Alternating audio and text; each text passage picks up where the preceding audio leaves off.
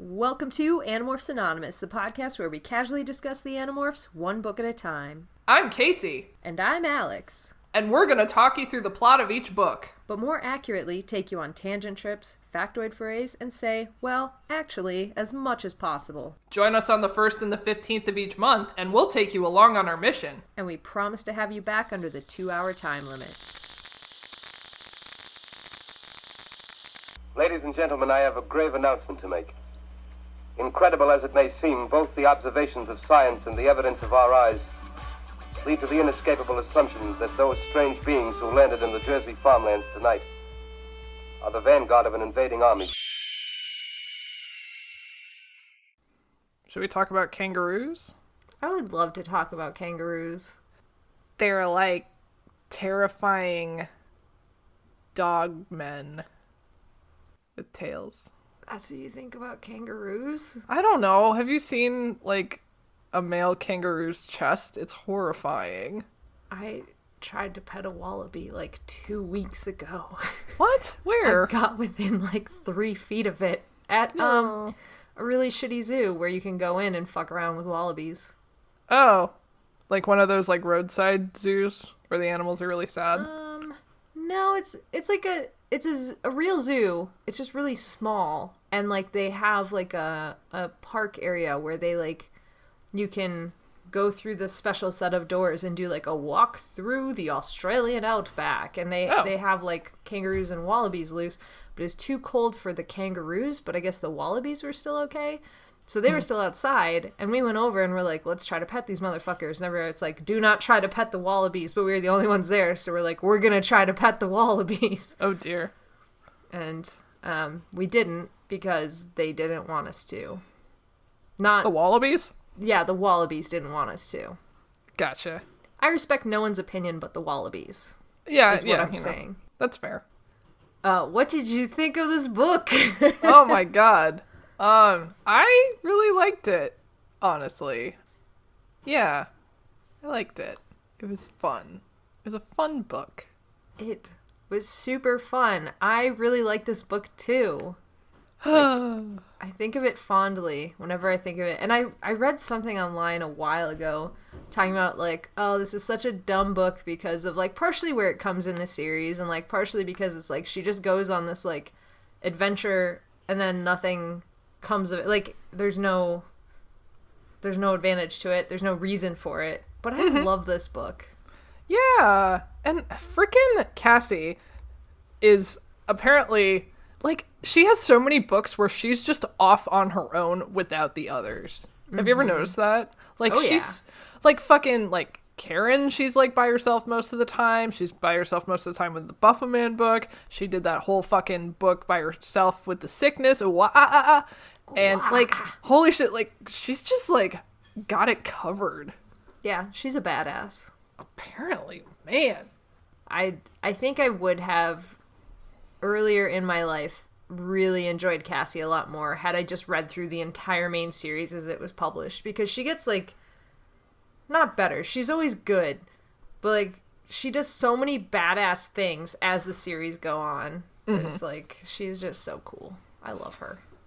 And I love this book, and I love the Australian adventure, and I'm extremely excited about it. Yeah. It's not what I was expecting, for sure. Like, because in the beginning, it's like the mission, it's like, it's very linear, right? There's no, like, we had the first mission, we broke to go to the barn and discuss our plan, we tried something, it failed, so we did this, and blah, blah, blah. Like, that's kind of the formula for the books. This one was just straight, start to finish, like, okay, I guess we're going, bye! It was. It definitely was. And it was, there's a lot of stuff in it, too, that, like, I thought was, like, really intense for a Cassie book. It was a lot of, like, yeah, we appreciate your morality, and, like, you know, we know you have to, like, do this and blah, blah, blah, and you'd normally contemplate this, but also get it done in 5 seconds or else you're fucked. Like, yeah. And I really liked that kind of time crunch. And she calls that out. She's like, I've had to make a lot of decisions in my life. Some have been good, some have been bad, but I had to make them, like, immediately. Yeah. And she keeps, like, repeating that throughout the book. And yeah. Was this book ghostwritten? Yes, it was. Okay. It didn't say in my PDF. It was ghostwritten by Lisa Harkrader, who we have not seen before. Okay. Yeah, didn't sound familiar. But I thought she did a freaking awesome job. Yeah. And having just edited the Rachel episode... Oh my god. I will be saying Lisa Harkrader's name with only the greatest of respect, I guess. I kind of feel like we should have switched, that you should have done the Jake book that I hated the most, and I should have done the Rachel book that you hated the most. Yeah, we probably should have. We had to face ourselves in those moments. Do you think we grew as people? I don't know. Oh. I don't think I did. Yeah, but Lisa Harkrader did great. I'm very happy she was here. She did a good job. It was a nonstop goddamn thrill ride. I just love it. Me too. So do you want to talk about it? Because I took so many notes. Yeah, let's do it. Okay, cool. Yeah, this is one of those books where, like, every chapter that I was taking notes on, I'm like, don't forget this detail, don't forget this detail, and now we're 8 fucking pages in, so... Wow, nice. Yeah, so let me read through it. This book opens with Cassie flying around the airport as a seagull. She's scouting out these 2 guards, Marines with semi-automatic weapons strapped to their chests, and men in oxygen masks that are loading something onto a plane, and she keeps calling out, like, anybody come help me, like nobody's responding to her, and she sees a red tail in the distance and she like tries to get his attention and she's like, Tobias, and like no response. So right from the get-go it really feels like, oh god, she's completely alone and she's a seagull in this terrible situation. It's kind of weird because normally they're pretty organized, but it seemed very disorganized in this first mission. Yeah, definitely. And also I wouldn't think that an airport would be too big of a distance for them to be able to thought speak across. Yeah. I'm not sure what the rules are with that. Well, if they can, like, fly, like... Because they'll talk about when they're soaring, and they're each, like, half a mile apart, and they can still, like, hear each other. Yeah. It's like, how big is this fucking airport? Oh. I don't know. But anyways, there's like a few things like that I'm like, well, that's a discrepancy, but I don't know, whatever. And also then again, it's kind of explained coming up, maybe. I'll tell you my theory in a second. Okay. So she, like, nobody's responding. And a few seconds after that, this car comes screeching across the tarmac of the airport, and Cassie starts following it because it's heading right back towards the airplane where she was just scouting before she, like, wheeled away to find people. So she's suspicious of this car, this black car, and she's like, oh, I bet they're controllers. And the fact that there's controllers here all but confirms that there is part of this crashed bug fighter that they're loading onto the plane, which is what they suspected they had when they were doing this thing. So she's like, okay, I'm pretty sure that they have this. Let's do this. And so all these men start unloading from this black car. There's a man in a suit with a bald spot on his head that seems to be the leader of this little gang. And he goes to, like, poke his head in the aircraft carrier and take a look around. But the Marines are like, dude, back off. What the fuck do you think you're doing? We have guns. And he does not seem to care. And also they're taking, like, you know, strict precautions with the guys wearing the air masks that are loading it up. They're trying not to, like, spread any alien diseases. So they clearly suspect what they have. And then the Marines are like, dude, we're under strict orders. We cannot let you in. And he's like, well, I'm CIA. And they're like, we don't give a shit. We have orders not to let anyone in. And he's like, well, then I guess I'll have a higher ranking Marine come down and tell you guys to stand down. And they're like, do that. Definitely do that. So it's pretty great just from the get-go. So the CIA guy, controller, goes to make a phone call. And Cassie is like, I'm on my own. I'm completely unarmed. I am a seagull. What do I do? So she swoops down low over this guy who's trying to make this call and poops on him. And the guy's like, Andalite, right away. And he starts whipping around and trying to fire his gun at Cassie, who's dodging. And she's like trying to book it to get away from there. 'Cause she's like, oh, I'm for sure going to be shot. There's nowhere to hide. And then the bullets stop. And so she turns around and she can see that the Marines have their weapons trained on this guy, and they're like, drop the gun.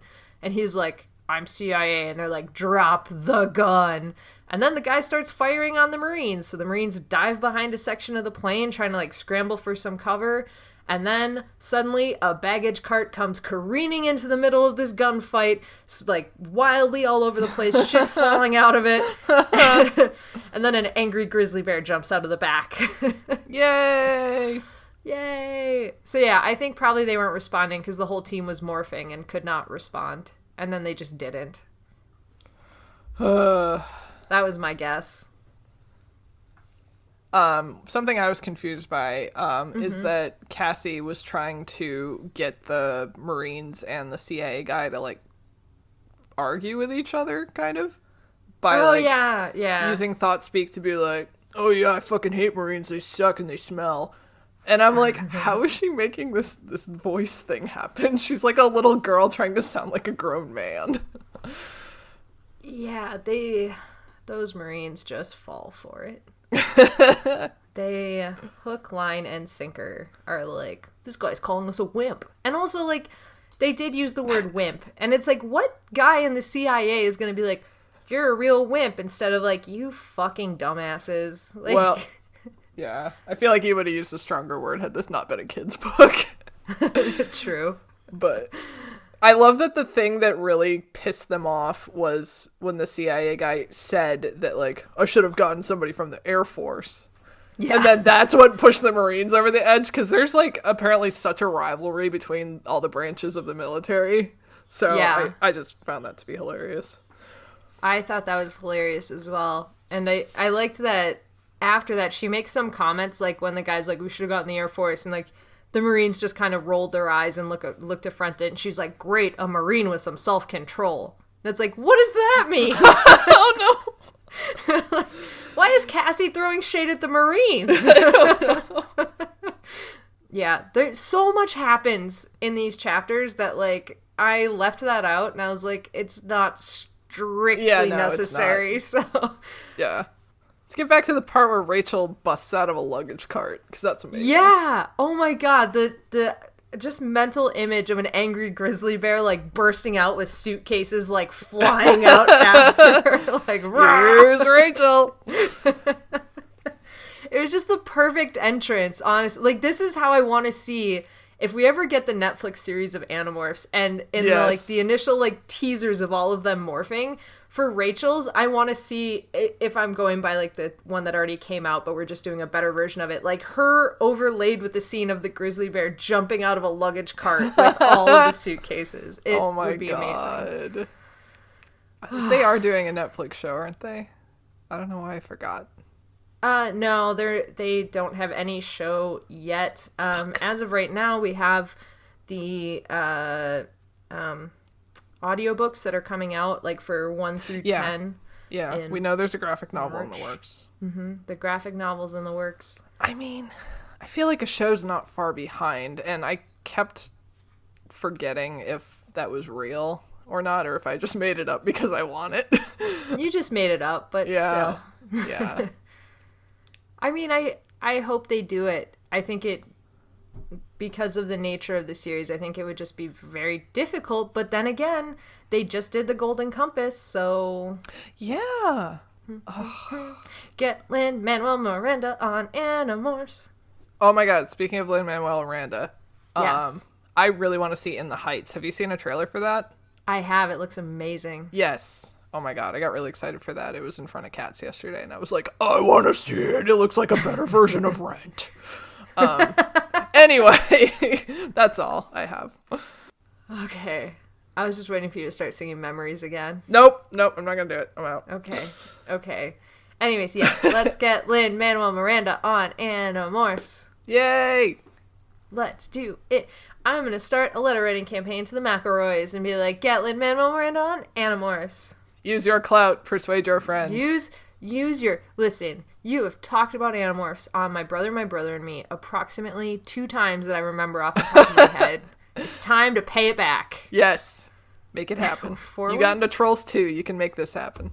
Yeah, you got into Trolls fucking 2, and we're not even asking you guys to do anything. This isn't your time that's going to be wasted. It's Lin-Manuel Miranda's, so make it happen. Yay! I'm going to fucking tweet Travis right now. Pause the podcast. I'm going to tweet Travis. Oh my god. Anyways. Okay, sorry. Back to what we were doing, which was talking about this book. The rest of the team follows Rachel out of this luggage. And Marco is driving, which is amazing. Marco's driving. Of course Marco's driving. It's great. Everyone loves when Marco drives. Yep. So they're all in their usual battle morphs except for Axe, who has gone cheetah because, as Jake puts it, when Axe complained about his tail being good for balance but useless as a weapon, he goes, "They don't need your blue furry self all over the cover of the National Enquirer," which, if I remember correctly, is a magazine where they just talk about, like, horoscopes and fake news and stuff. Yeah, and aliens, and this celebrity has 2 heads or whatever. Yeah, and, like, why Oprah Winfrey is a clone. Yeah, basically. It's a tabloid. Yes, perfect. But, like, a really obnoxious tabloid, if I remember correctly. Okay, cool. Cool. I read them sometimes in Trisha's car. Okay. She hands them to me, like, here, entertain yourself. And I'm like, well, okay. Okay, good. I'm glad I remembered that correctly. That would be hilarious. I would love to see an Andalite on the cover of the National Enquirer. Yes. I'm surprised that Axe, because I feel like when he's not Andalite, he usually goes, like, Snake. Yeah. Yeah. So I was surprised he went cheetah, but I guess that was ultimately better. Because he probably doesn't want to kill anybody. Why, Kaycie? Why not? Why doesn't he want to kill anybody? Because he's a good boy. I don't know why I made you responsible for Axe's moral quandaries, but here we are. Aye. So, anyways, they fight their way through the CIA controllers. Rachel takes out the guy with the bald spot who is shooting the gun while telling Cassie, like, by the way, we're all gonna pool our money to send Marco to driver's ed. As she, like, wipes out this fucking lead controller. Such a badass. Then Marco just starts grabbing these guys when they're unconscious or, like, debilitated. He just starts shoving them into cargo bins and, like, flipping them on top of them. Like, you stay here, and you stay here. Like, it's great. And they're, like, banging on them, like, let us out. And he's like, here's another one. Oh, my God. Oh, fucking great. I love Marco. I do, too. He's so good. Finally, there's only the 2 Marines left, and they have their weapons drawn, but they are not firing. They realized at some point, like, hey, this crazy zoo is on our side. And Cassie goes, that was too easy. And this whole time, she's been looking for a place to demorph and remorph and trying to, like, hide, but she's not finding anything. So she's still Seagull, and so she and Tobias start wheeling up over this plane, and a second later, right after she goes, well, that was too easy, all of these controllers are on the roof of the airport, and they start firing these semi-automatic weapons down at them. Way to jinx it, Cassie. I thought you said way to Jake's at Cassie, and I'm like, what did Jake do to Cassie? I missed. I know. What the fuck? The series where I go deaf over time. Nope, it's all good. I wonder if you can audibly hear me aging throughout this series. What did you say? If you ever get up and you go, well, I got it. Yeah. I did that the other day getting out of my chair. I put my hands on the arms of my office chair and I was like, Scott's like, what are you, 200 years old? Hey, Dad. Listen, we all can't just morph and heal all of our injuries all the time. Some of us have to live with our scars. Dude. No, I'm not gonna bring it up now. Bring it up. I was like, what if every time they morph back to human, they just, like, reset their own timelines and they, like, have to age from that point on? Yep. So, yeah? Yep. Really? That's a thing that's, I don't think it's mentioned in the main series, but that is definitely something that there's been a lot of conjecture about. And, like, these kids are literally slowing down the aging process because they keep, like, every 2 hours that they're in morph, they go back to how they were at the beginning of it, but, like, multiply that by how many hours. Yeah. Oh no. Oh no. Oh no. No. I've been wondering this for a while. Yeah, that's totally something that they talk about all the time. Oh no. They being the fandom. Yeah. Okay. Yeah, totally. They're Wow. stunting their own growth. Okay. Fucking battle at the airport. Let's do it. I'm sorry. No, don't be sorry. So now, battle at the airport, there's police cars that are speeding in at them, and Jake is like, great, the controllers will back off, but they don't. And then they're like, fuck, all of these policemen and the guys shooting at us are all controllers. This is a huge army. We are getting fucked. And Jake's like, mission aborted, get the fuck out of here. And Rachel's like, what? The chunk of bug fighters right there, we could get it. And Jake's like, if we get that chunk of bug fighter, we are not getting out of here alive. Just get the fuck out of here. And Axe is like, okay, there's like a spot over there we can demorph. So they all go charging off towards that spot, including Cassie. But as she's like getting out of there, she notices that the Marines are now returning fire towards the police. One of them gets hit in the shoulder, and Cassie's like, fuck. And then she's like, but I gotta like demorph, get out of here. And then she hears one of the controllers say, eliminate the humans so we can recover the bug fighter. And Cassie's like, nope, that's it. Can't stay out of it. So she wheels back around and starts ordering the Marine to stop firing in thought speak. And he's like, he hesitates and stops, and then he starts again. So she's like, again, she's like, stop firing. And so he stops, and she kind of comes in close, and he sees like, oh, it's this bird talking to me. And so he goes, why am I taking orders from this bird? And why am I listening to it? And so he turns around and starts like lining up another shot. And so Cassie like dives in, and right as he fires, she crashes into the gun. His shot goes wild, and she goes spinning down to the tarmac. So Cassie's wings completely mangled by this gunshot. She can hear the bald spot guy saying, that bird is an Andalite, we have to find it. And Cassie uses her good wing and her little flipper feet to drag herself under a baggage cart and start to demorph. And she gets to like child-sized and kind of humanoid, but like she's still got feathers and a giant fucking seagull head. So I feel like the first thing that started morphing was her arms.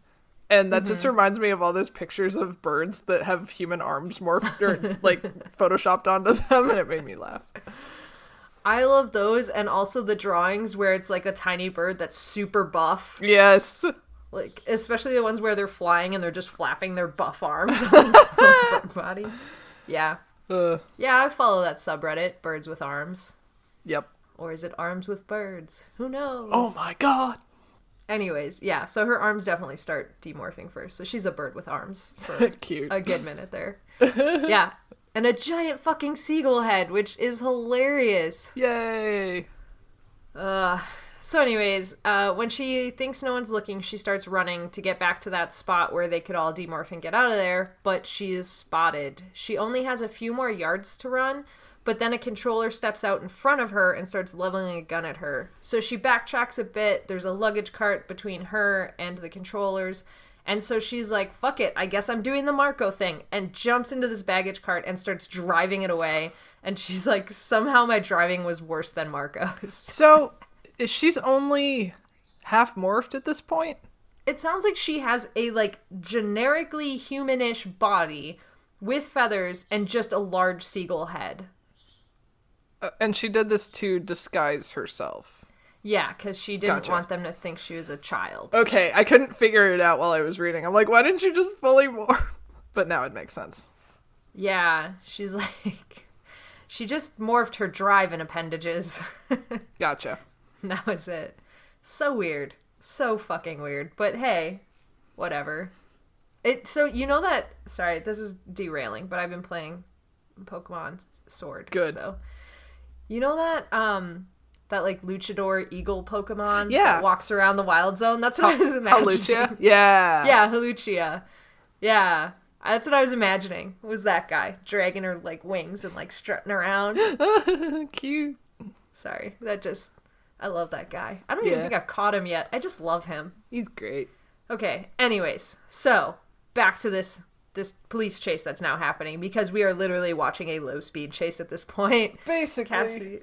Basically. Cassie's driving around. She almost hits the controller. He has to jump out of the way because she's so bad at driving. She sideswipes an airplane strut, which is probably delaying like 1,000 people, and that plane's not getting off the ground for like a year now.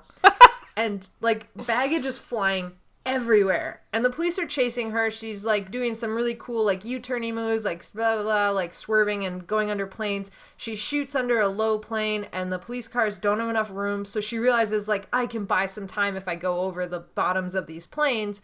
And so she just starts doing that and the policemen have to like drive around. So then she gets out into an area where there's no small planes to drive under, so she pulls a tight U-turn, sending more baggage flying, and a particular garment bag lands on the windshield of one of the police cars. And so the guy kind of swerves and he like reaches around to grab the garment bag off of it, but it prevents the other cop car from being able to turn and take after her, like go after her.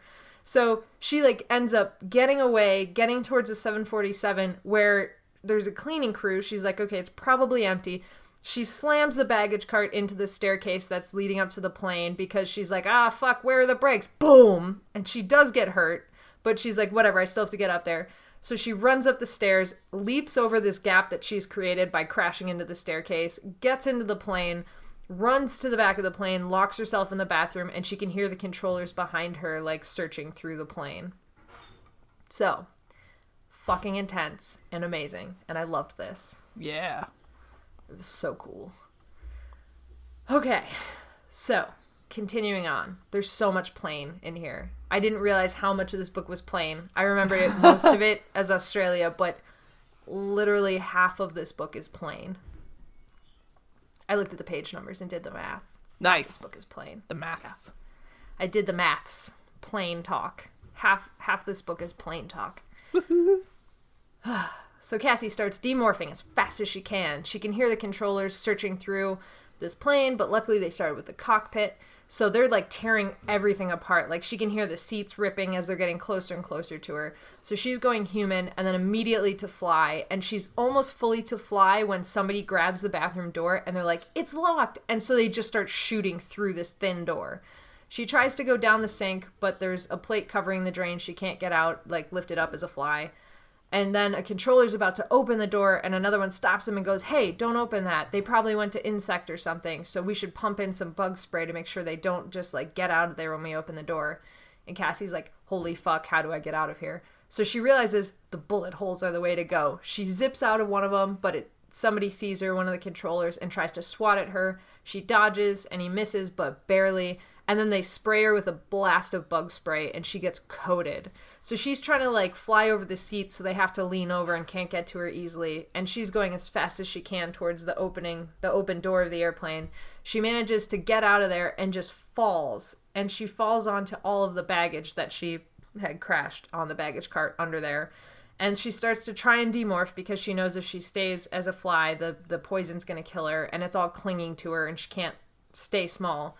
So she's becoming this weird, like, golf ball sized and then, like, baseball sized fly and clinging to this golf bag.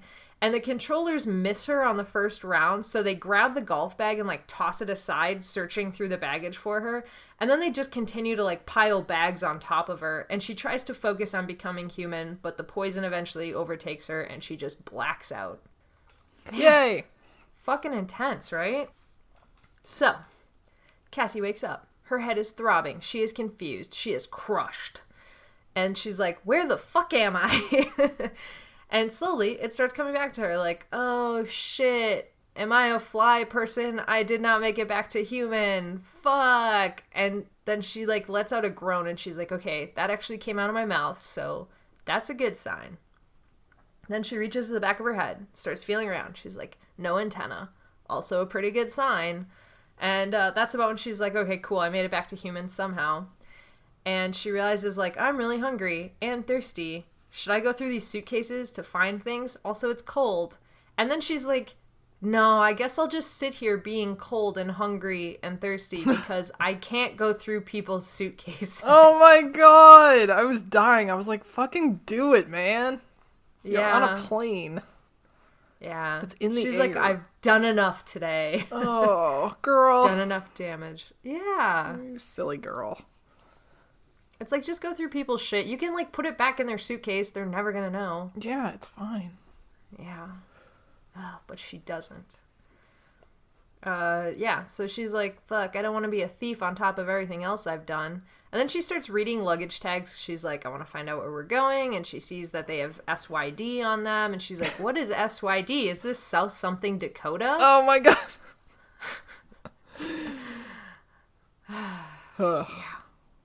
Yeah. Yep. 42 Wallaby Way. Yep. Anyways, she also smells some oranges, which she doesn't immediately go, am I having a stroke? Instead, she finds the oranges. This is where Cassie and I differ. I would lay down being like, I'm having a stroke. Good night, everybody. I mean, she's, 12 to 13 years old. And you say it like I wouldn't do that when I was That was the problem with all of the chicken soup for the whatever soul books coming out, is like a lot of the ones, there's a point here. I didn't just go off the rails. Give me a moment. So like all of the kids ones were about the kids' friends having terrible, unlikely diseases. Okay. So like if I was there, I'd be like, I smell oranges, I'm having a stroke. And then I'd be like, well, just like the chicken soup for the kids' soul book, I guess this is where I die. Like the children in the stories, in the chicken soup stories. But, I don't know. Do they make those still? I think so. I never thought about chicken soup for the soul as a cultural phenomenon, but now I'm wondering, and I have so many questions. There were so many books, it had to be a cultural phenomenon. Yeah. And like I remember them being at like every like corner drugstore. Yeah. Forever. Yeah. There's there's some books that had two parts, like Chicken Soup for the Horse Lover's Soul 2. Yeah, I don't know. I never read them. I read a couple. I think people would just like buy them for me. Because like I never went into a store and was like, I would like to read this sad book. Yeah. But I think like I'd get them for like birthdays and stuff. Aren't they like technically self-help books? I don't think so. I mean, they're books that have like lessons to be learned, because like one of them in the kids book, which by the way, now that I'm recounting this to you, this is another book that should never have been read by kids. One of the stories in the kids book was about a pastor's son or something, or like maybe the pastor was saying it and it was just teenagers at the high school, but they were driving around in a car leaning out the window and like dicking around with throwing like nylon or rope out the window, and one of them got caught in the axle of the car tire and came up and wrapped around the kid's neck and killed him. They were like, so don't dick around in cars, kids. Gotcha. Oh man. That's like the stories they used to tell us in elementary school. It said, don't stick your head out of the bus window because one kid hit a tree branch and his head fell off. Yep. There's that one. There was one about, like, always be nice to kids because this one kid died of leukemia. Oh. So, like, you never know what others are going through. That's okay. We can't teach kids lessons about not being jerks unless someone's life is on the line? Question mark? Those, I think, were the ones that stuck with me because it was, like, people dying in somewhat violent ways. There were some about, like, you know, so-and-so came over to my house and they stole my moccasins, and, like, then I went over to their house and saw my moccasins, but they denied it. But because I'm the bigger person, it's all cool. And then you have to walk a mile in the other person's moccasins? I guess that's the moral of the story. I don't know. There's some about adoption. Those weren't about death. Okay. Like, but this is your tummy mommy, and this is your love mommy. Heart mommy? I don't fucking know. What? Haven't you heard that? Like No. That's like, it's become part of like today's lexicon, I imagine, from the chicken soup books, because that's where I first read it. But like, but also, again, I was not worried about adoption when I was like 6 or 7 years old. It was not the forefront of my mind to find the PC way to talk about adoption. But if it were, yeah, it was like something like there's your tummy mommy and then your heart mommy, and your heart mommy's the one that like loves you, but then also, I see. Yeah. And there's also some shit like, and your other, like, your tummy mommy loved you enough to give you up for adoption. I don't know. It's been like 20 some odd years since I've read these books. Gotcha. Okay. But yeah, this is. Whenever anyone says tummy, I'm like, tummy equates to stomach in my head. That's not where babies come from, you ass. Well, I don't think they were like, your placenta mommy loves you. Oh my god. Yeah, there was one in the... Sorry, just to bring up the topic of death again. There's one in the horse book, too, where it was like a guy was out riding on a trail, and it was talking about, like, how assholes, like, would rent horses, and, like, these two guys that didn't know what they were doing came, like, galloping past him in the other direction, so his horse spooked and had a freak accident where there was, like, some mud on the trail, and he slipped, and his, like, back legs went 2 different directions. He broke his hips, and he had to be euthanized, and then hummingbirds came and visited. Okay.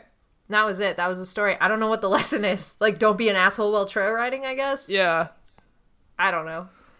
But it was told from the guy whose horses died perspective instead of... It doesn't matter. From the horse's perspective? Well, from the horse guy. Oh, okay. The horse died. They couldn't tell from his perspective. So like a Black Beauty situation? He starts narrating his life? No, it was just like, this is an old cow. In fact, it wasn't even from the guy that was riding the horse's perspective. It was from, like, somebody at the barn who he was close to, because she was the one that had to be with the horse when they euthanized him because the guy was too upset. So, like, she stayed with him and then, like, got the horse's halter and, like, brought it back to... Like, he was at the farm, but he didn't want to hold his horse when they euthanized it. So, like, she got the halter and took it back to him and, like, part of his mane and tail and... Okay. Why are we breaking this down? I don't know. I don't even know how we got on this topic. I have no... Well, it was chicken soup, but I don't remember how we got to chicken soup. Yeah, that's what I mean. Oh, no. Cassie, eat the fucking oranges. It's fine. She doesn't eat the oranges. She's like, no, I will be a good child and not steal oranges. Cassie! Oh, my God. And, like, they make her go through the thought process of, like, no one would know if I took just one. And I'm like, yes, exactly. Yeah. Take one. Fucking do it, man. Oh, whatever. I am morally compromised. Cassie is not. She's like, I do enough bad shit in my life. I'm not putting this on top. Yeah. All right. I love that. I love her idea of, like, listen, I have caused the death of so many people today that I will not steal these navel oranges. My karma is already shit. I'm not doing this. Exactly. It's like, I will take out an expenditure of 200 karma dollars, but I will put that 5 cents back in. It's so easy, though. See who the oranges are addressed to. Take as much as you want, and then, like, memorize the address, and then send the money later. It's fine. Listen, with the food waste the way it is in this world... More than half of those oranges are probably going to go bad before anybody eats them. Oh my God, right? You're helping. You could morph a rat and then eat the thing and then just be like, oh, I guess rats ate it. It doesn't help your guilt, but, you know. It gives you plausible deniability. That's true. That is true. Fuck. Anyway, it's fine. It's fine. She'll just starve to death because she's a good person. And freeze to death because she won't take clothing that she can just return when the flight's over. Yeah, okay. It doesn't even matter because, like, a second later, she realizes that all of the noise around her has stopped, and then there's, like, a green light flashing through the cargo hold. So it doesn't even matter. Yeah. It's just a moment of weakness. I'll continue. So, Cassie realizes that the Yerks must know that she's on the plane because they're x-raying it somehow. And then she tries to stand up, but her legs from, like, the knees down were paralyzed. And she's like, oh, shit, there's, like, some sort of industrial fan blocking me, but my legs were unshielded, and that green burst of light must have frozen everybody in place. She's like, fuck, what do I do? And she's thinking about, like, I want to go small, but then she just hears Rachel's voice pop into her head. And she's, like, hearing Rachel saying, well, do you want to be killed by a can of bug spray? Why don't you go big instead? And so she, like, uses that momentum to be like, okay, what would the rest of my team do? And she's like, well, none of the boys would ever be caught in this situation because they're clever and careful. Rachel's clever, but she's never careful. And so she's like, I will do the Rachel thing and go big. Aww. And then she has another really cute moment where she's, like, starting to morph. And then she goes, I wonder how many enemies I'll have to fight. And then she hears Axe's voice in her head go, 2. There's not much space in that plane. So she's like, Axe is helping me too in my time of need. I loved this. I loved it so much. Okay, sorry. I just loved it so much. I had to call it out because it was so cute and I loved it. Yeah, I feel the Rachel and Cassie friendship in this book. Me too, like so much. Okay. So the last chapter is the one I took the most notes on, even though it is like the least important to the story because I loved it so much. So I'm going to tell you all about it when we get there. Yay! Oh, okay. Anyways, sorry. So, Cassie is morphing to polar bear. Yes. Yes. And the Yeerks at this point have opened the door to the cargo hold, and there's two hork-bajir that kind of clunk onto the metal thing and are starting to look around. And when Cassie steps out from behind the crate where she's morphing, her claws make this amazing sound. Like she steps down, it's like chunk as like her heavy weight and claws hit the floor. It's amazing. And the hork-bajir turn to her, and Cassie just starts roaring. And they're kind of frozen like, fuck! And then she grabs a crate and just slides it into them and knocks them both out of the cargo hold. And she can hear them screaming for a moment, and then it just fades away to nothing. Meanwhile, the Taxxon pilot is like looking at her, and so she starts to like, ponder towards him as a giant fucking bear. And the Taxxon pilot like freaks the fuck out and like scrambles for the control, pulls the ship away from the door before Cassie can get to him. And this breaks the seal that the tractor beam was creating. And all of the cargo just starts getting sucked out of the freaking side of the airplane. R.I.P. everyone's luggage. Yeah, exactly. Everybody's luggage just starts like out the door. And Cassie is sliding towards this open hatch. She's like resisting as much as she can, but it's not working. So she grabs like a net that's attached to the wall, and both of like the hooks let go on that. This thing just like tink tink like flies off into space. So she grabs a crate that's coming by, and like she's holding onto this crate that's sliding, and then the crate starts to like swing around, and she's trying to dig in and stop it, but she can't. Like all of the tendons and muscles in one of her legs starts tearing because she's using so much force. And the crate just starts slowly sliding towards this open hatch. And then Cassie feels something poke into her and realizes, oh, it's the handle on this door to slide it back into place. So she lets go of the crate, grabs the handle, and with all of her strength pulls it and tries to close it. And she just barely gets it into place. And then she calms down for a second and looks around this internal cabin area, which now is like half the shit is gone and the other half is like spread around. Oh no. I know. Oh god. It's so good. Oh, and they do make mention now that all of those oranges that she did not eat are now mushed up on the floor in like some giant pulpy pile from this scuffle. So, should have just eaten one, I guess. Yep. Don't cry over pulped oranges. Yep. Don't cry over spilt oranges. Orangas. Papayas. Avocado. Anyways. So Cassie starts looking around and like looking at all the shit that's like fucked up, and she's like, okay, well this is like, maybe I'll find some clothes now because they're everywhere, so what do I do? And she's like, well, this is like mostly like older or warmer weather stuff and like mostly like shit that she can't use. And she's like, okay.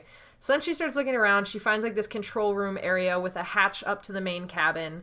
And she's like, this will be convenient. I am starting to form a plan. So she unlatches the door, but leaves it closed. And then goes back into this main area where she's like, okay, gotta set up this scene. So she scratches out like the floor and the side of where the hatch is, and like just basically tries to make it look like she got sucked out of the plane, but like fought as best she could. Yeah. And then she demorphs, and she just starts looking through people's clothes like, sorry, we're kind of fucked no matter what. So I'm just gonna like search for whatever. Eventually she finds a suitcase that has an old man's sweater in it with 2 bottles of partially frozen prune juice on top.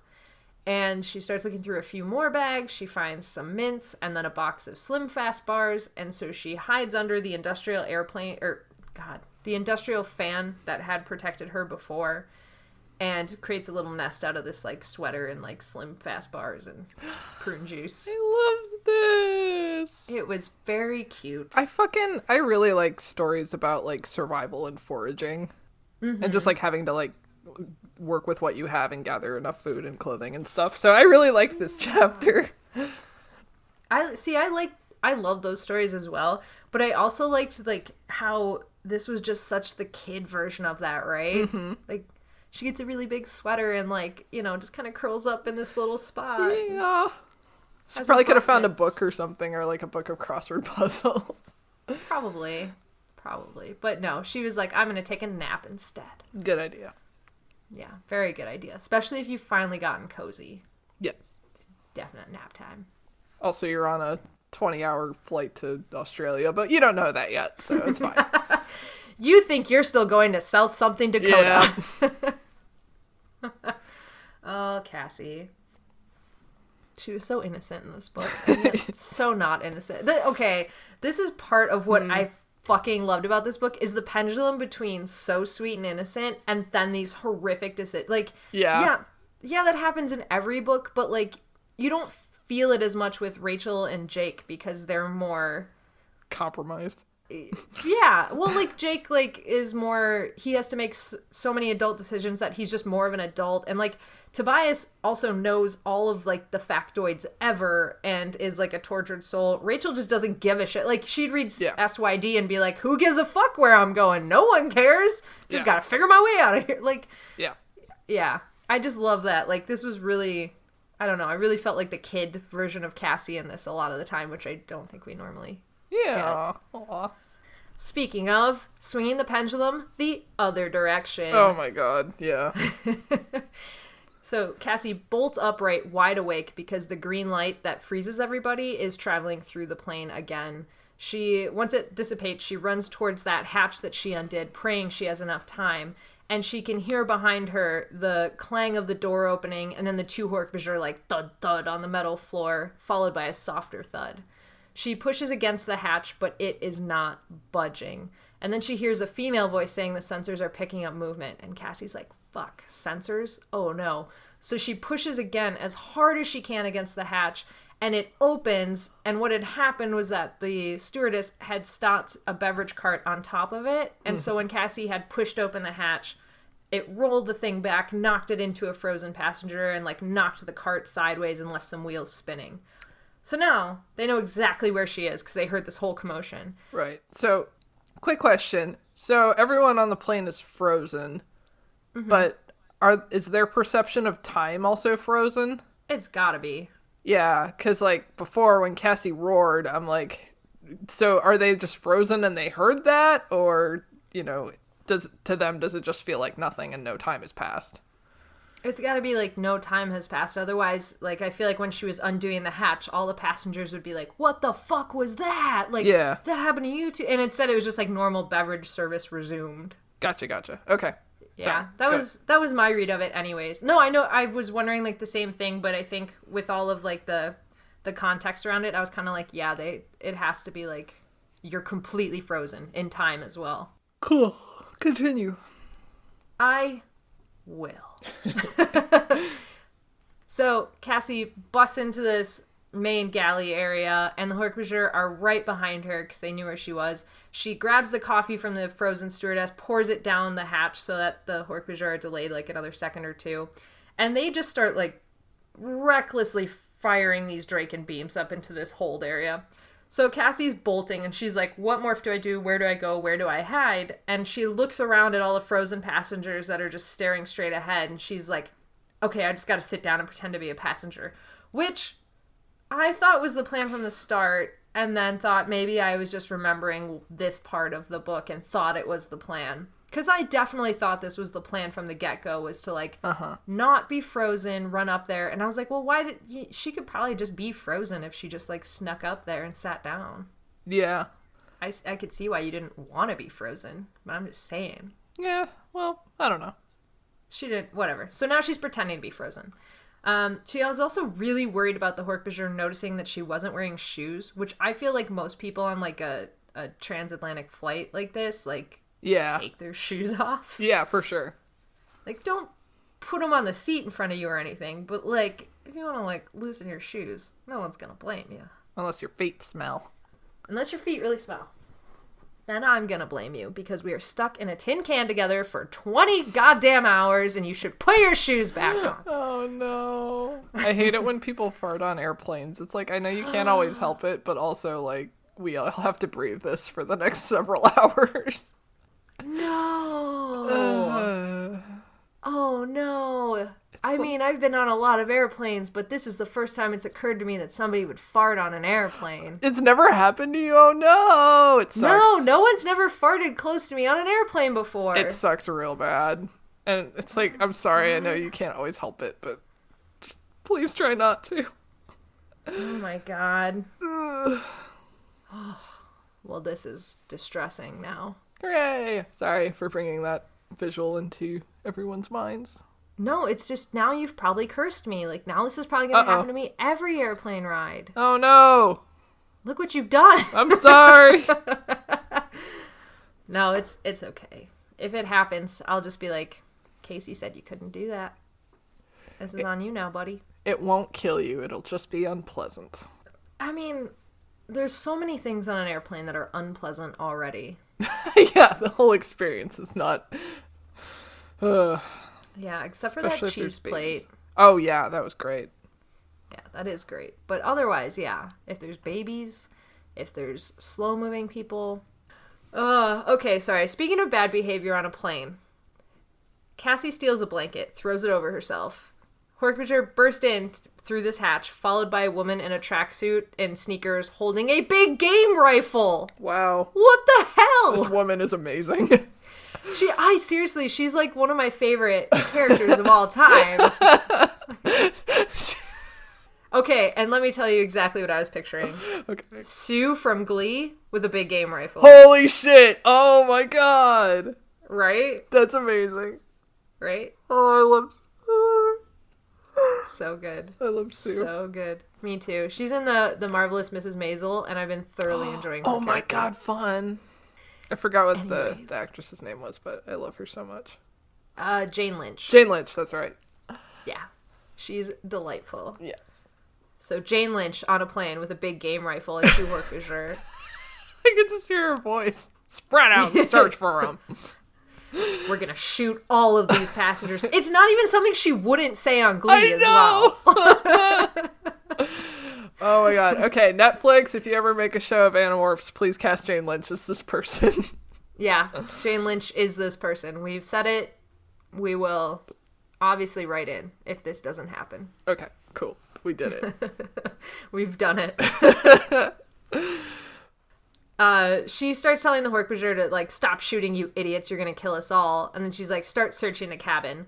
So Cassie's sitting frozen in her seat with her eyes forward, trying to not move a muscle as these hork-bajir start tearing this cabin apart, looking in overhead bins and smashing them and under seats, and they're, like, toppling people over.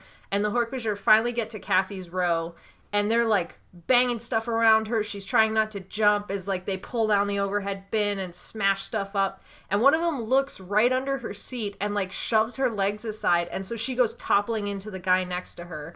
And then they, like, continue past her. And they didn't find anything. And so they get to the back of the plane finally, and they're like, it's all clear. I don't know what to tell you. And the woman's like, okay, search up front. And then she turns around, looks at all the people in the cabin, and she goes, the Endolite could be hiding under our very noses. Then she's like, listen, you guys, set your Draken beams on low and start shooting all of the passengers. Oh my god. Which was like, oh my god, genius, right? Like, Yeah. It's bad, but genius. Yes, for sure. Oh my god. I was so delighted. Sorry, there's something about having, like, an intelligent enemy that I appreciate so much more than, like, a dumb enemy. Like, Taylor had tenacity, but I was really... a couple of times in the last book, I was like, that's a really dumb conclusion that you just came to. Yeah. Whereas this lady's like, super smart. She's so smart. Oh my god. She's like, she's just so badass. Like, and this is terrible what they're doing, but she is so badass for thinking of that, because, like, any other controller in any other book, for the most part, would have been like, well, guess we didn't find anything. Let's get out of here. Yeah. Oh, so badass. I liked it. I love her so much. This is my favorite controller, probably of all time. Like, not one of the good guy controllers, you know what I mean? Like, yes. Not like Aftran and blah, blah, blah. Yeah. This is like one of my favorite evil people of all time. And it's Jane Lynch, so Even better. even better. Okay, so Cassie's watching these hork-bajir come down the aisle of passengers, shooting everybody on low power, and the coolest part of this is she can smell their slightly burning flesh. Ew. I know, They're just right? gonna wake up and be like, ow, what the fuck? Yeah, can you imagine, like, all of a sudden everybody on this plane feels sick? This airline's probably gonna, like, think about how much money they've lost on this flight. They have to pay to replace all the baggage. Yeah. They have to pay to replace the cargo. They have to pay all these people who got sick on this flight because every single person's gonna be like, I feel like shit, what the fuck did you do to me? Yeah. They Oh have my to, God. this flight is a write-off. Maybe it's like a Northwest flight and that's why they don't exist anymore. Like, find an airline that got shut down and be Yeah. like, this is exactly why. Yep. Oh my god. So the worst possible scenario would have been if they did like Lufthansa, because they would have been so fucking mad. Like, that is an airline that is like beyond all other airlines. They would have been so pissed. Like, they go down and they see all the claw marks in the cargo hold and they would have been like, Was ist das? Oh no. So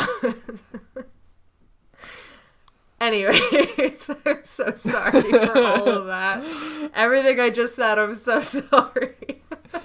Oh no. Was ist das? Hurt by my own words. Okay, so anyways, the hork-bajir are shooting their way down these aisles, and Cassie's like, never in a million years will I be able to sit still. And also, I was just thinking of Rachel in this scenario where she's like, I'm just gonna hold still. I'm just gonna fucking take it. And Cassie's like, I've been shot before. I'm not gonna be able to do this. Yeah. Rachel would totally Oh. just take it. She'd be like, I can stay still. Fuck it. Yeah. How bad could it possibly hurt? Come at Yeah. me, you assholes. Oh. Anyways, so the hork-bajir gets to her aisle, and the first thing he does is lean over her to shoot the guy that's next to her. And Cassie, moving only her hand and nothing else, reaches up and touches the hork-bajir, and he flinches, and then she starts acquiring him, and he relaxes as the trance takes over. Oh my god. So, yeah. So she's acquiring him, and I don't know what her next move was, but it doesn't matter, because what happens is at the last second she sees that the Draken beam that's in the hork-bajir's hand that she's acquiring, his grip went loose, and it's about to fall down.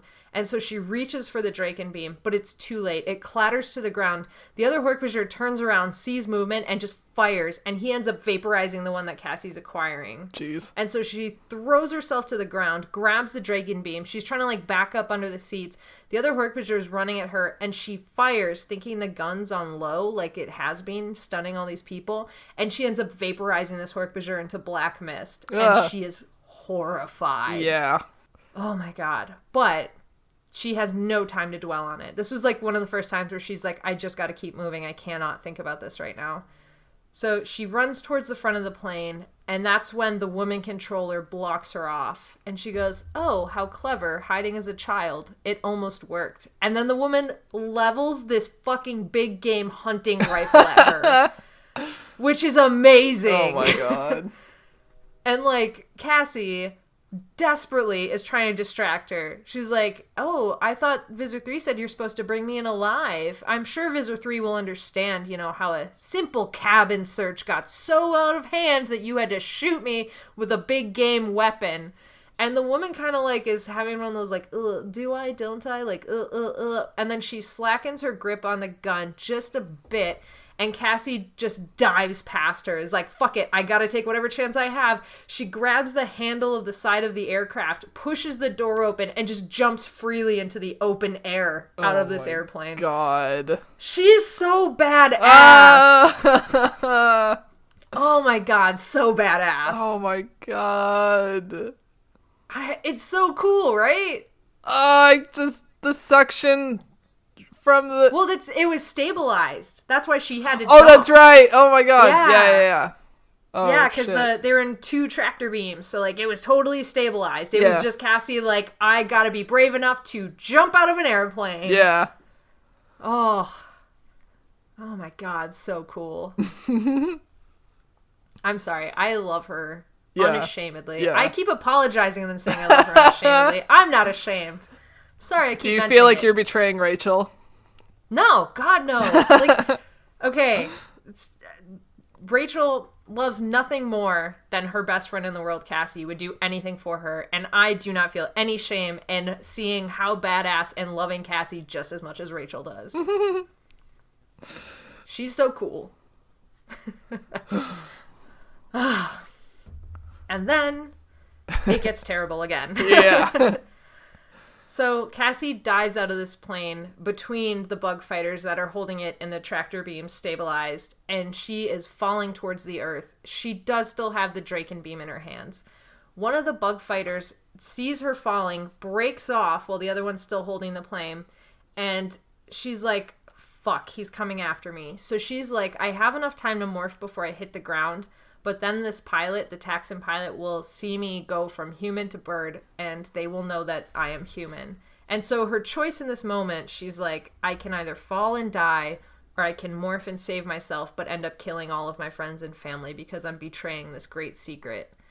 And then she realizes there is a third choice to eliminate the problem. And so she chooses that one. She takes aim and fires at this bug fighter and completely explodes the bug fighter, hits the Taxon pilot, and she watches as the remains of the ship and the Taxon entrails are streaked across the sky from where she hit them.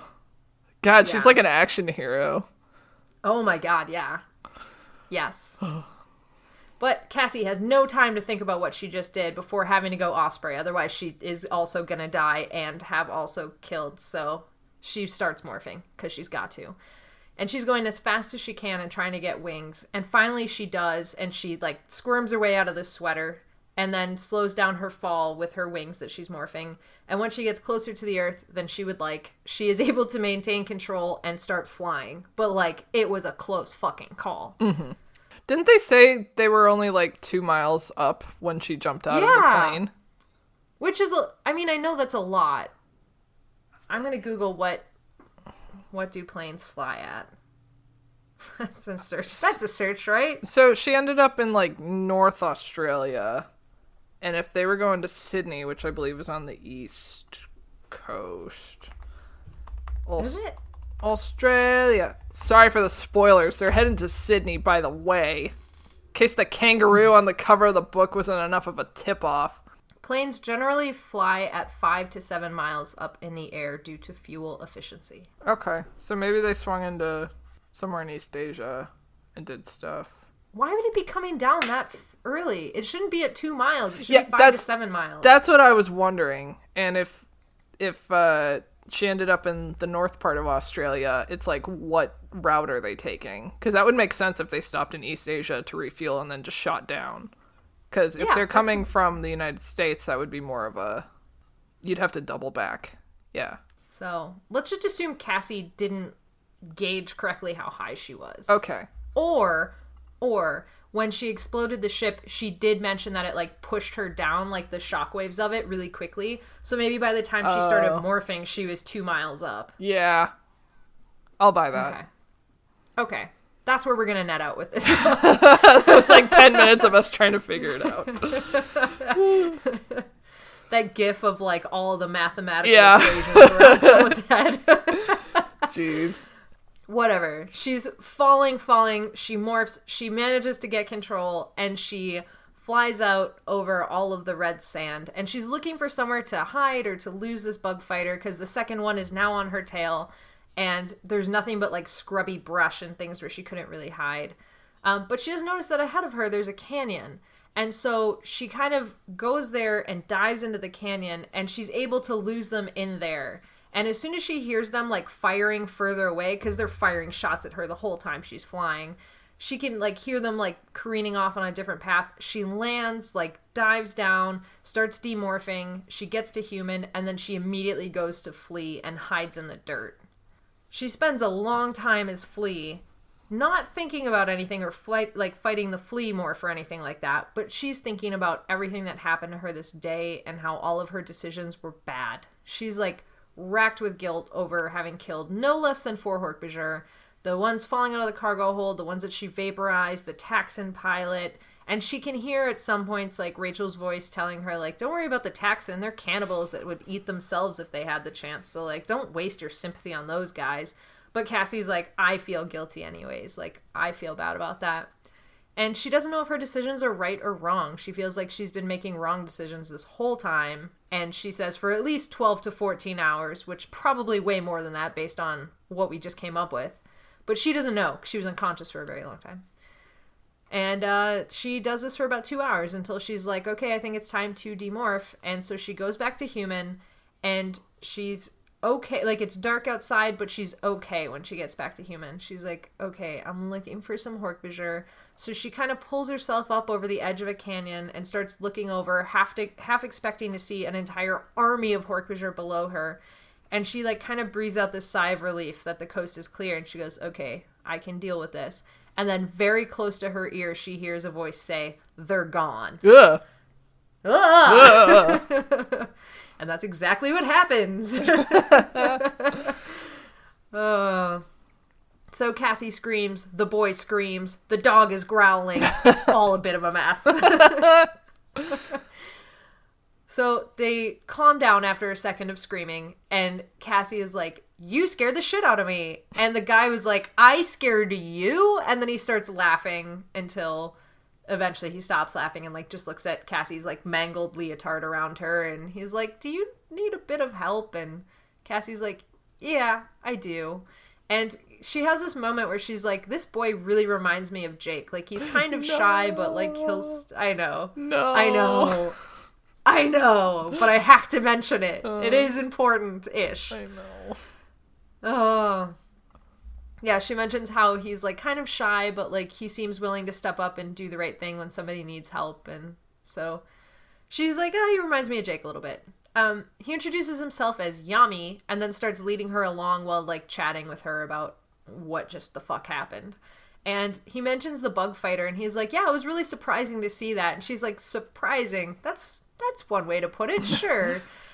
And then she goes, so you're surprised by the bug fighter, but you see a girl that turns from a bird into a flea, and that's not surprising. And he's like, no, that's not really surprising. Let me show you where I'm leading you. And so he takes her to this spring where he explains, like, all of our ancestors, like, did this. This is a holy place, and, like, they created this land, and when they were done, they turned themselves into, like, trees and animals and blah, blah, blah. And I suppose they probably turned themselves into fleas as well. And Cassie's, like, looking out over this, like, holy, sacred spring place, and then she notices that there's a herd of kangaroos grazing, and she goes, I am not in South Dakota. And then... I don't think we're in Kansas anymore. That's exactly what I was thinking. Like, yeah. And Yami's like, you thought you were in South Dakota. You really are lost. And Cassie's like, I am very lost. So, does he not have, like, an accent that would have tipped her off? Okay, so here's what I am not sure of. Because he is, like, a native Australian. Yeah. So, I think that's a different accent than, like, you know, g'day, mate. Like, yeah. I think that's different, but I don't know enough about it to know, Sure. like, how different. Okay. Yeah. And also, like, there's no reason that you can't run into somebody with an accent in, like, South Dakota. Too. Yeah. Although, I kind of feel like if somebody has an accent that you're not used to hearing, like, where you live, I think you kind of notice it immediately. I don't know. Maybe that's just me. In my experience, if you say one single word with an accent that somebody does not expect, they immediately bring it up and interrogate you for many minutes about it. Yeah. A boot project. And then they start doing that. Yeah. Yeah. Sorry. I wasn't doing it. No, that's totally fine. I knew exactly what you were saying. Yeah, they definitely start doing that immediately. Or, like, whatever word. If you were like, oh yeah, I'm from Australia, they'd be like, put another shrimp on the Barbie, huh? Yeah, Dingo ate my baby, A dingo ate my baby, yeah. Crikey. Yeah. Yeah, so. Yep. Yeah. Cassie apparently was too polite to do that. Oofa doofa. Yeah, that was her first tip off, though, was... And also, like, if somebody introduces you, like, hey, my name is Yami, you'd be like, oh, where, like, what kind of where did you get that name? And then they'd go, my parents. My parents. And you'd be like, no, where? Yeah. Where are you from? I'm from Michigan. Like, that's like Aziz Ansari in Parks and Rec. So you're from India? I'm from Indiana! yeah. God. Anyways, yeah, Cassie, like, totally never even once mentions accents in this book, actually. Okay. So, well, whatever. So whatever. There's a bunch of kangaroos. He tells her it's a mob of kangaroos, and their conversation is interrupted by this dog's name. How did you pronounce this? I wondered if the T was silent, like Chala. Yeah, that's Chala. That's what Something like that. I thought it was like Jala too. Yeah. It's Tjala. Yeah. I figured it was Jala instead of Tijala. That would be. Yeah. I don't know though. I don't know. I figured it was silent. I figured it was Jala. We'll go with that then. We'll go with Jala. I guess correct us if you know things You can that just we do not. you can just call him the pupper. Call him the pupper. He's just a little dog. He ain't Not a do big nothing wrong. dog. He didn't do nothing wrong. He just want to chase them kangaroos. Kangaroo. Kangaroos. And I was like, you stupid dog, haven't you seen that video? Yami's gonna have to punch the kangaroo in the face. When it starts like choking out the dog. Yeah. And Yami's gonna have punch to it. fight the kangaroo. Ugh. But that's not what happens. Instead, Cassie and Yami just started running after Jala as he chased the kangaroos, and they all scattered in different directions. And he was going after one big kangaroo in particular Dummy. who was kicking out at him. I know, such a dummy. Let's go after the biggest one. I mean, dogs chase cars, right? Dogs are something. They're good. But dumb. They are fantastic. So Yami's yelling for his dog to come back, but Jalo is on the hunt. And finally the kangaroo kicks out and kind of gets him right on the end of the nose before the kangaroo jumps into the water. And that's when Yami got like super serious and he was like, come back here now! And Yami's like, I've seen the kangaroos do... And the dog did come back, by the way. At this point, the dog turned Yay! around. But, yeah. But Yami's like, I've seen the big male kangaroos do this. They've killed 2 dingoes at one time by leading them into the water, and then they just hold their heads under the water, which is fucking horrifying. Yeah. I don't like that. It's pretty smart. Anyways, Cassie and Yami go running off after Jala, and like Jala's chasing down this thumping and rustling that he heard in the brush. And so they're like, okay, like let's go figure out what the fuck is going on. And at the end of their journey, they find a female kangaroo called a doe trapped in the fence. And Cassie walks right up to her, and Yami's like, yo, watch out for the claws. That's not good. They'll fuck you up. And she's like, okay, I'll be careful. And then she reaches out and touches its rump and starts acquiring it so that it immediately goes into a trance. When she's doing this, the little Joey sticks his head out of the pouch being fucking adorable. Aww. And like, is like, what's she doing? The baby So, Roo. a little baby Roo. He sticks his little face out. So Cassie uses the time that this large kangaroo is in this trance to untangle her from the fence that she's jumped into. And as soon as she gets her free, she kind of like moves her over. And once the kangaroo comes out of the trance, she hops up and starts hopping away. And Yami goes, you have a way with kangaroos. Maybe you want to be a kangaroo next time. And they both start laughing into the night. So I thought, for some reason, I thought adult male and female kangaroos were called Jackson Jennies, but that might be donkeys. That is definitely donkeys. Okay. I mean, it might also be kangaroos, but that is for sure donkeys. Okay. But because the babies are called Joeys, or is that just the males, or are they all called Joeys? Of kangaroos? Yeah. All babies are joeys, as far as I know. Okay. And I did know that the females are called does. Okay. And the males are boomers? I guess so. They're not bucks? Yeah, I don't know, because boomers seems more like slang to me than an actual, like, what you call them. Mm-hmm. But, yeah, I don't know. Well, shoot. We'll have to find out. I'm surprised Yami was, like, cool with Cassie helping. He wasn't like, oh, this girl doesn't know anything about kangaroos. Like, she better stay back or else she's gonna get kicked. Well, not to spoil what's coming up, but he does believe that she is, like, a spirit guide that has created the world and turned herself into an animal at this point. So, like, Sure. I don't know that he's in a position to be like, do you truly know about these animals? Because, like, you may have created them, but I live here. And also, I think he was like, I don't want to get kicked. I'm not an idiot. Sure. So, Very fair. I don't blame him for being like, sure, you want to go fuck with a kangaroo? Have at it. So, Cassie wakes up to a booming laugh. She fell asleep on a wooden bench, and she is very uncomfortable. As she opens her eyes, she sees red sand stretching in every direction. She's like, oh, fuck, I'm in Australia. I remember now. And what had happened the night before, it all comes back to her slowly. She remembers Yami led her back to his house, and he had gone off to find his mother, and she had leaned over to pet Jala and just kind of closed her eyes for a second, like, I'm not going to fall asleep, I'm just resting my eyes, and then passed out. So Cassie gets up and starts following the sound of laughter over to this little, like, they describe it as like a stick hut, where Yami was hanging out with, like, his family. And they were really quiet as Cassie started to approach. And she did, like, a quick check, like, oh, no, shit, are they quiet because, like, I'm exposed? And she looks at her, like, leotard, and she's like, no, I'm good, but I will have to get a new one. Rachel's gonna be Wouldn't you have so worried about pumped. that before when Yami was looking at you weirdly? I think she checked it then, too. Okay. She was like, well, covered, I guess. All right. In a way.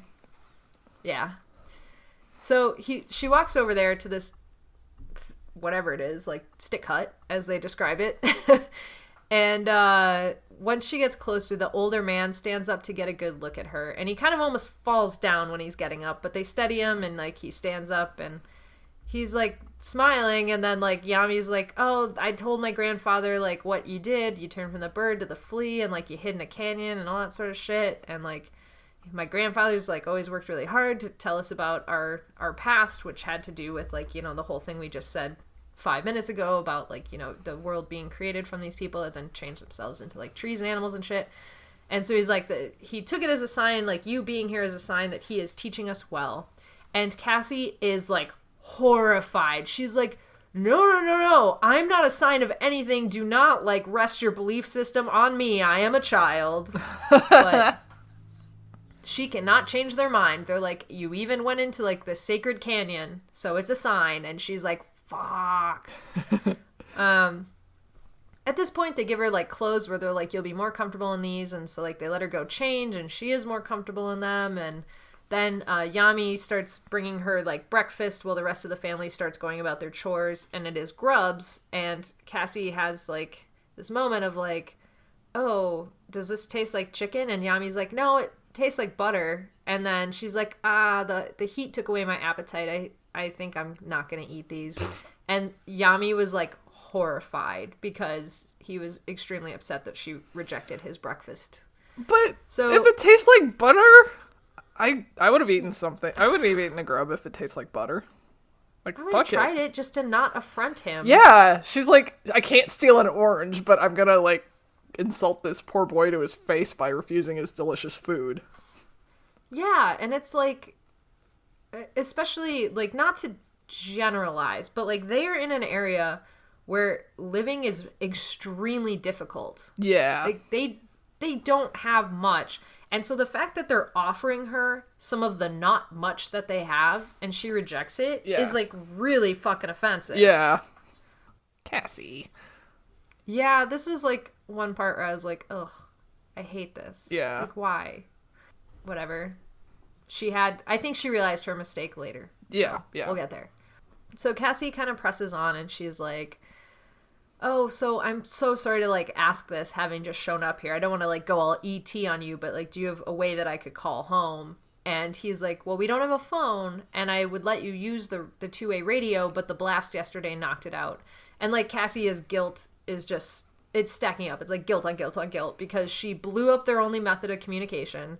And then Yami's like, well, you could ride back with the postman. And Cassie's like, awesome, when does the postman come? And he's like, Tuesdays. And she's like, yesterday was Tuesday. And he's like, yeah, he came, like, right before the explosion happened. And Cassie is like, I have never felt more defeated than I have in this moment. And then she started thinking about Marco and how he would make fun of her for nature-loving Cassie being defeated by nature. Yeah.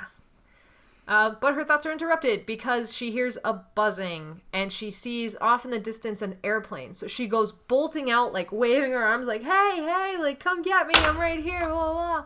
And the only thing the airplane did was dip a wing and fly on. And Yami kind of caught up to her. He had like run after her further behind. And he's like, yeah, those planes are just like tourists. And, you know, they're not going to stop and get you. All they're going to do is like take pictures of you from the airplane because you're a charming native and like carry on. Like, yeah. And there's like some bitterness here that I really appreciated from Yami. Oh my God. Like, fuck these tourists. Yeah. At about that moment, Yami's grandfather limped out of the house and Kaycie and Yami return back to him. And he wants to present Kaycie with a gift. He's like, you've given me so much. I want to return the favor. And he hands her a boomerang. And Kaycie doesn't know what to say because she's like, I didn't do anything. Like, all I've done is take from you people. I haven't helped you in any way. I haven't done anything for you. Well, you didn't take the food. Oh! That's true. And the only reason Kaycie ends up saying yes is because she didn't want to do the same. She didn't want to cause the same hurt and embarrassed look that she had earlier on Yami's face, on his grandfather's face. So she just said, thank you. And Yami's grandfather was really adorable and pleased. He was like, he got really like smiling, like, yeah, like, she accepted my gift. I did it. I did it. And then he's like, let me show you how to throw it. And so like, he like, I think it was he threw it originally, right? Yami's grandfather? I think so. Yeah. Because he made Yami go get it. Yeah, so Yami's grandfather threw it, and it goes, like, just kind of, like, going over the grass super low, and ends up chopping off the top of a flower. And then Yami, like, bolts after it to bring it back. And Cassie's like, what do you mean a boomerang doesn't come back? And Yami's grandfather laughed at her and was like, well, it does come back when Yami brings it back to us. I love him. And then he's so good.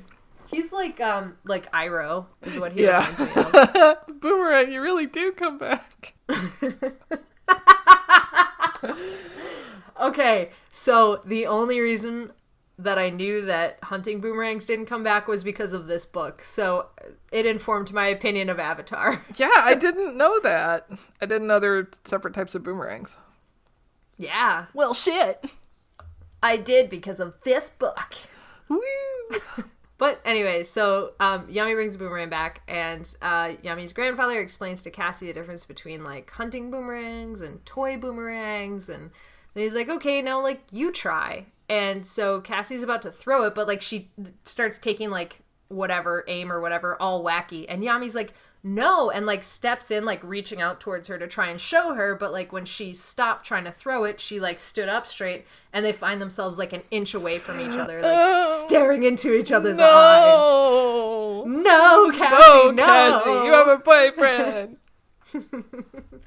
And Kaycie does step back, like very like, oh God. She like steps away from him, and Yami looks really embarrassed at this moment. Oh no, I don't like it.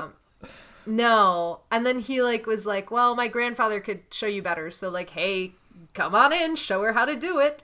And so Yami's grandfather starts to, but as he steps towards them, he just like falls and almost collapses because his leg gives out. And Cassie's like, are you okay? And he's like, yeah, I just cut myself making boomerangs. It's happened before. It'll happen again. No big deal. And Cassie's like, oh, can I see the cut? And he like rolls up his pant leg, and they're hit by just this putrid smell of infection and rotten flesh. No. And his entire leg is swollen and discolored. And Cassie's like, what the fuck did you cut yourself with? And he's like, oh, I found this new, like, really sharp carving tool. It's great. Fell from the sky. And shows her a piece of the bug fighter. No. And Cassie's like, yet again, my irresponsibilities. Grandpa, you didn't even try to, like, dress the wound or anything. No. Which, like, why would he, right? Like, most tools, he's probably cut himself 1,000 times, and with most tools has, like, just kind of left it like, oh, it's just a scrape. But, like, you think at some point he'd be like, well, this is not normal. But, I don't know. Because, like, he goes on to say, like, a little further on that, like, the wound was really gross and deep, and she could see the bone and shit. So it's like, is that just a result of like what happened afterwards? Like it started as a shallow cut and then it just kind of like ate away at him? Or did he like cut himself down to the bone and then it's just like, oh, well, you know, 'tis but a scratch. Like that wasn't clear to me. Who knows? Like that wasn't super clear to me either. But like when she looks at it this time, she doesn't see the bone. So my assumption was it like got bigger or something. Like especially when it started swelling. Yeah. Like if it opened and like pulled the flesh away from the bone. Okay. Yeah. Okay, fine. That was my guess because like you'd think if it was down to the bone, like right now he would have shown her and she'd have been like, "Holy fuck, that's right to the bone!" Instead of like, "Oh, that's a nasty cut," but like, you know. Okay. Yeah. Fine. Very well. That's my guess.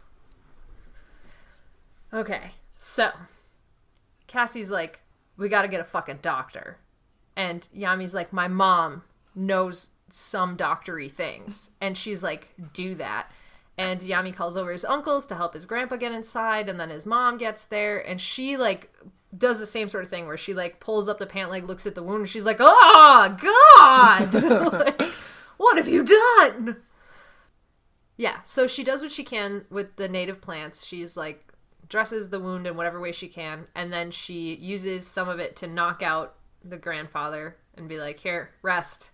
You have to do something. We can't have you awake in this sort of terrible pain.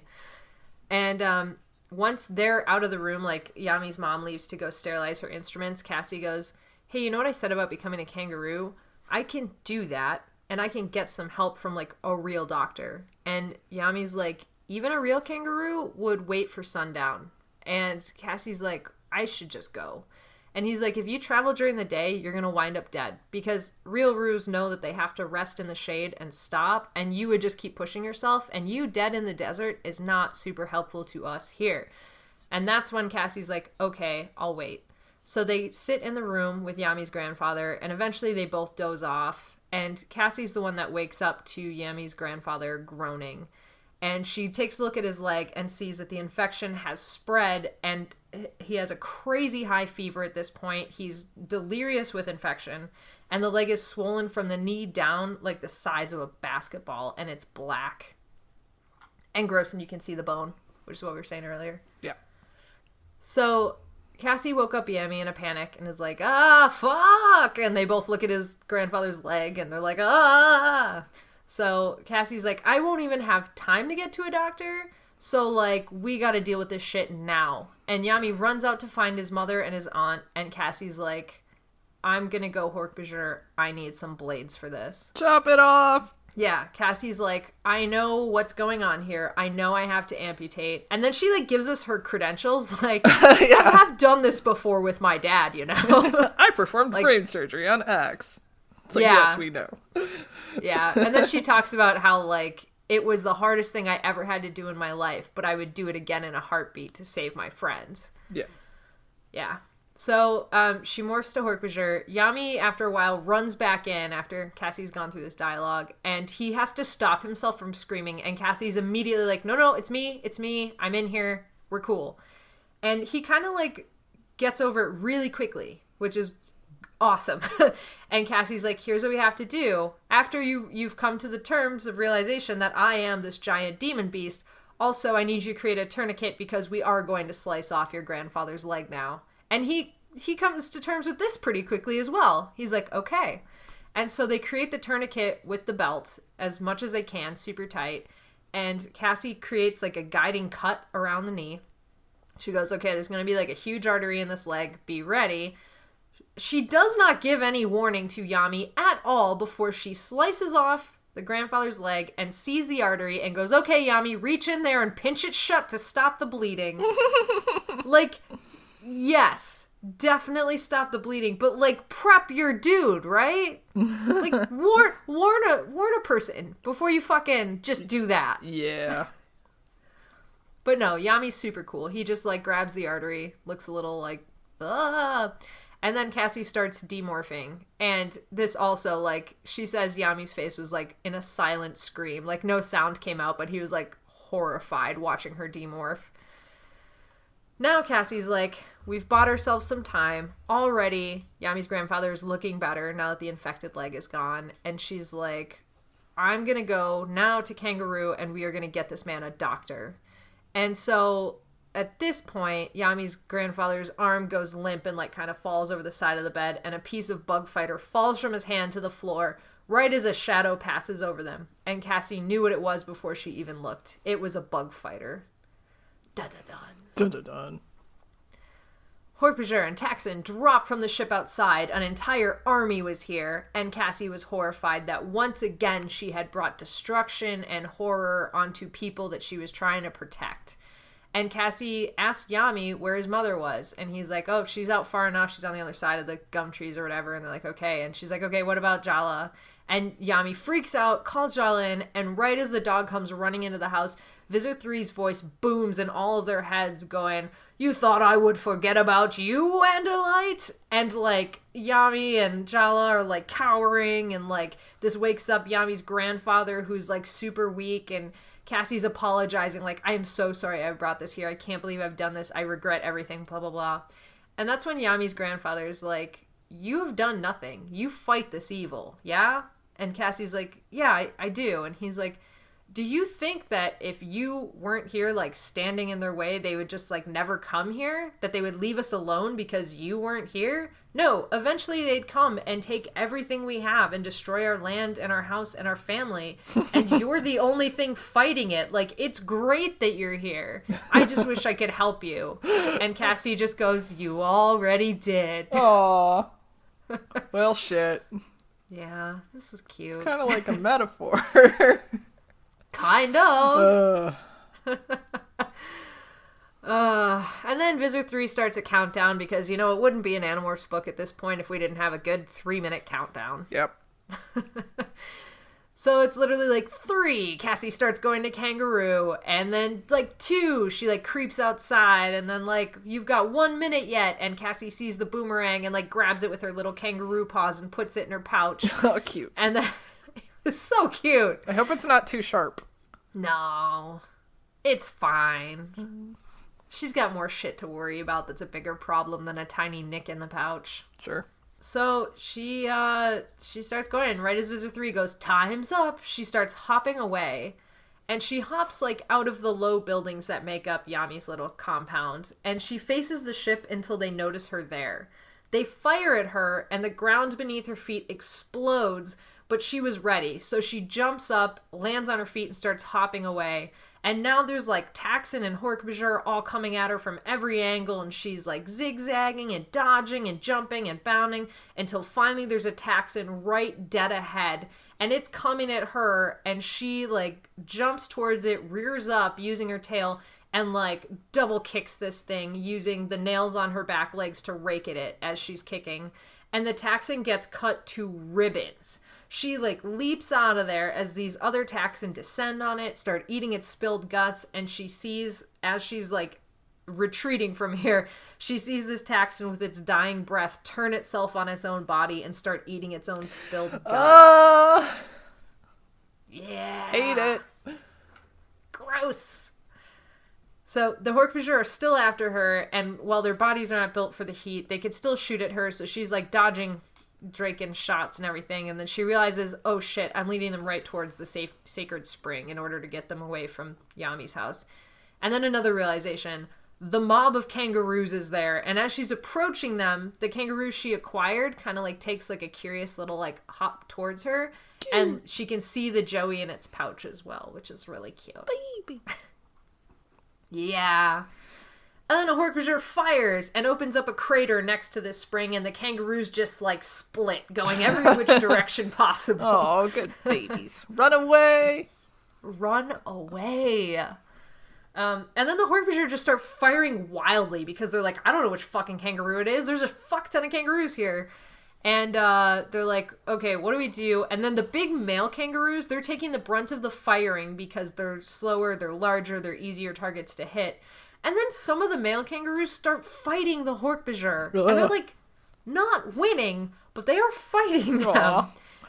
The Taxon are, like, coursing through here, eating the dead kangaroo bodies that are on the ground. And then the kangaroos start leading them into the water. And the hork-bajir are not following because they're like, okay, our bodies will sink in this mud, but the Taxon dive right in. And Cassie's like, I know what they're trying to do. I gotta get in there and help out. So she goes in with the male kangaroos, and they're trying to, like, you know, drag the Taxon in to drown them or whatever. And one of them catches up to Cassie and, like, takes her under the water. And she's, like, trying to stay afloat, trying to breathe. And it finally, like, kind of gets its body on top of her. And she just flips around in the water and starts kicking out at it and bursts it like a giant pimple, which creates this, like, roiling mass of Taxons in the water that are trying to eat the spilled guts of this Taxon that she had just burst. But Cassie's able to, like, pop up to the surface now that she's killed this Taxon, and she's desperately trying to swim away, and there's shots being fired, her ears are getting singed, and then she hears this, like, kind of whistling over her head, and one of the hork-bajir's necks gets sliced almost in half. She looks up and she sees Yami and his uncles on the cliff armed with boomerangs, which is badass. Yeah. One of the hork-bajir points them out, like, there they are, top of the cliff, and they start firing at them and creating these huge craters in the cliff face, and Cassie's yelling, like, Yami, run, you're gonna get killed, and the only thing that happens is Cassie hears this echoed voice over the canyon where Yami's like, no worries! Which was fucking amazing. So these men keep throwing the boomerangs. The kangaroos are working on drowning the Taxon. The hork-bajir are blasting off this cliff face, but to no avail. And suddenly Jala comes running down the cliff barking, and this hork-bajir levels the Draken beam at him. And Cassie sees this, and she hops over trying to call to Jala, saying, no, get out of here, like, don't do that. But right as the hork-bajir is about to fire and kill the dog, she rears up on her back, on her tail, and kicks at her back legs and, like, knocks the hork-bajir's shot completely wild. Then the hork-bajir's like, oh, well, this is the Andalite. I figured it out, obviously. And so he turns around and, like, lops off Cassie's tail, and then the hork-bajir levels a Draken beam at Cassie. But Jala leapt up, bit the hork-bajir's throat, and, like, they start, like, grappling wildly, and Jala's, like, missing getting, like, sliced in half by, like, millimeters. Baby, no. I know! The hork-bajir loses the Draken beam, it goes, like, tumbling away, and then Cassie is, like, once they, like, fuck this guy up, he runs for it. So Jala and Cassie are left out, like, there, just, like, bleeding out. Well, Cassie is. Jala's fine. Yay. And so she starts dragging her dying body into some shrub for cover so she can try to demorph.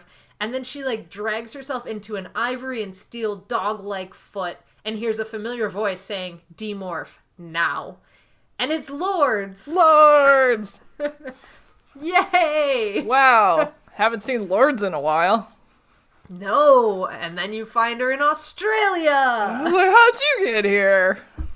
No one knows! Well, actually, she tells us. I'll tell you how she got there. Sorry. I made a snarky comment no that one was knows. Immediately explained. Deus Ex Machina chi situation. She explains immediately that she hid out on the ship and came here looking for Cassie specifically. Dear God. I am so sorry I said that asshole comment. Oh, no. Yeah, Lords was basically like, everybody's looking for you. I snuck out here to find you. You chose an excellent hiding place, but right now you have to demorph because you are dying. And Cassie is like, Yami's grandfather needs a doctor. I don't give a shit about anything else. And Lords is basically like, on it. I'll handle it. Don't you worry. You just demorph. And outside of this little bubble that Lords has created, disguised as a boulder so Cassie can demorph, there is now 2 tourist planes headed towards them. So Visor 3 is like, we need a hasty retreat. Clean up everything, all evidence of this battle. Let's get the fuck out of here. So all of the shock troops get back into the ship. All the Taxon, the hork-bajir, blah, blah, blah. And then beams come down from the ship and, like, just incinerate everything. Like, the dead bodies, the weapons, the floating pieces of Taxon. Everything except the craters that the Draken beams created is eliminated right then and there. And then they cloak. And by the time the tourist planes get by, the only thing remaining was the craters and the cheering natives, which the tourists took pictures of from their plane. Now we get to the final chapter, which I wrote more than half a page on because it's so delightful. Okay, so here's the last part where everybody has to hear me talk for fucking 45 minutes. Oh my God. But it's so It's so good. I'm just so glad I get to stop talking soon. So, Rachel is complaining. She was delighted when Cassie said that she wanted to go shopping. She's like, I'm ready to spend some money at the mall. And so, unsurprisingly, Rachel was extremely disappointed when Cassie took her to the gardens where her mom works to find a postcard. A postcard! No! And Jake's like, what kind of postcard? And so Cassie grabs one and shows him it's a kangaroo. This is like a reminder. And Tobias, who is smiling at Cassie in the super weird way that he does now that he's not used to his human body, he goes, is it like a reminder that you don't need any of us because you're such a badass that you can single-handedly defeat all the Yerks from here to Sydney? Oh my god. Which was adorable. Sweet boy. And this is when Cassie goes, SYD, Sydney, of course! How did I not see this? I saw that on the luggage tags. How did I not get this? And Marco's like, speaking of Sydney, an old millionaire was offering a large sum of cash for any information about his sweater and prune juice that went missing. Any bets we could make some money off that? And then Marco reaches over and pries the popcorn box off of Axe's face. And Marco reminds him, like, hey, don't eat cardboard. And Axe is like, I am disappointed that in this morph my tongue is not good enough to reach all of the butter and salt. And Marco's like, come on, dude, I'll buy you some more popcorn. It's fine. So cute! So fucking cute! Then this happens. So they go off towards the snack stand. And Cassie's like, by the way, what happened in the Marines? And Jake goes, I'm going to tell you everything I know. And Cassie's like, oh, you know? And he's like, of course I do, because you're you, Cassie, and I knew you were going to ask. So he basically explains that the Marines went missing with the chunk of the bug fighter and the armored van, and nobody knows what happened to them, but the Yerks did not get them. So he's like, better than nothing. And so I'd say, like, we won that one. And then Jake reaches across the table and kind of touches her hand with his own, and he says, but we got you back, so that means we really won. Oh. And Cassie grabs his hand back. Oh, so cute. Even cuter, Jake then, like, leans in and tries to really quietly ask if they could go talk. And Rachel just goes, please. He wants to give you a big sloppy wet kiss. He's been a zombie the whole time you've been gone. And Jake tries to go like, depends on your definition of zombie. And then fucking Tobias comes in with the whole, oh, how about like not sleeping, eating, or doing anything but searching the airport while saying the words, I have to find her. Aww. And he's like, okay, I'm a bit of a zombie. At this point, Cassie felt a little bit of guilt hearing that while she was off in the desert with Yumi, Jake was, searching for her incessantly.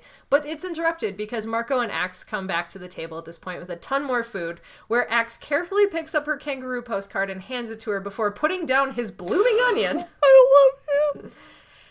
And then Axe tells her that he's really glad she's back, that even though the Chi projected an excellent hologram, it couldn't take her place. Aww.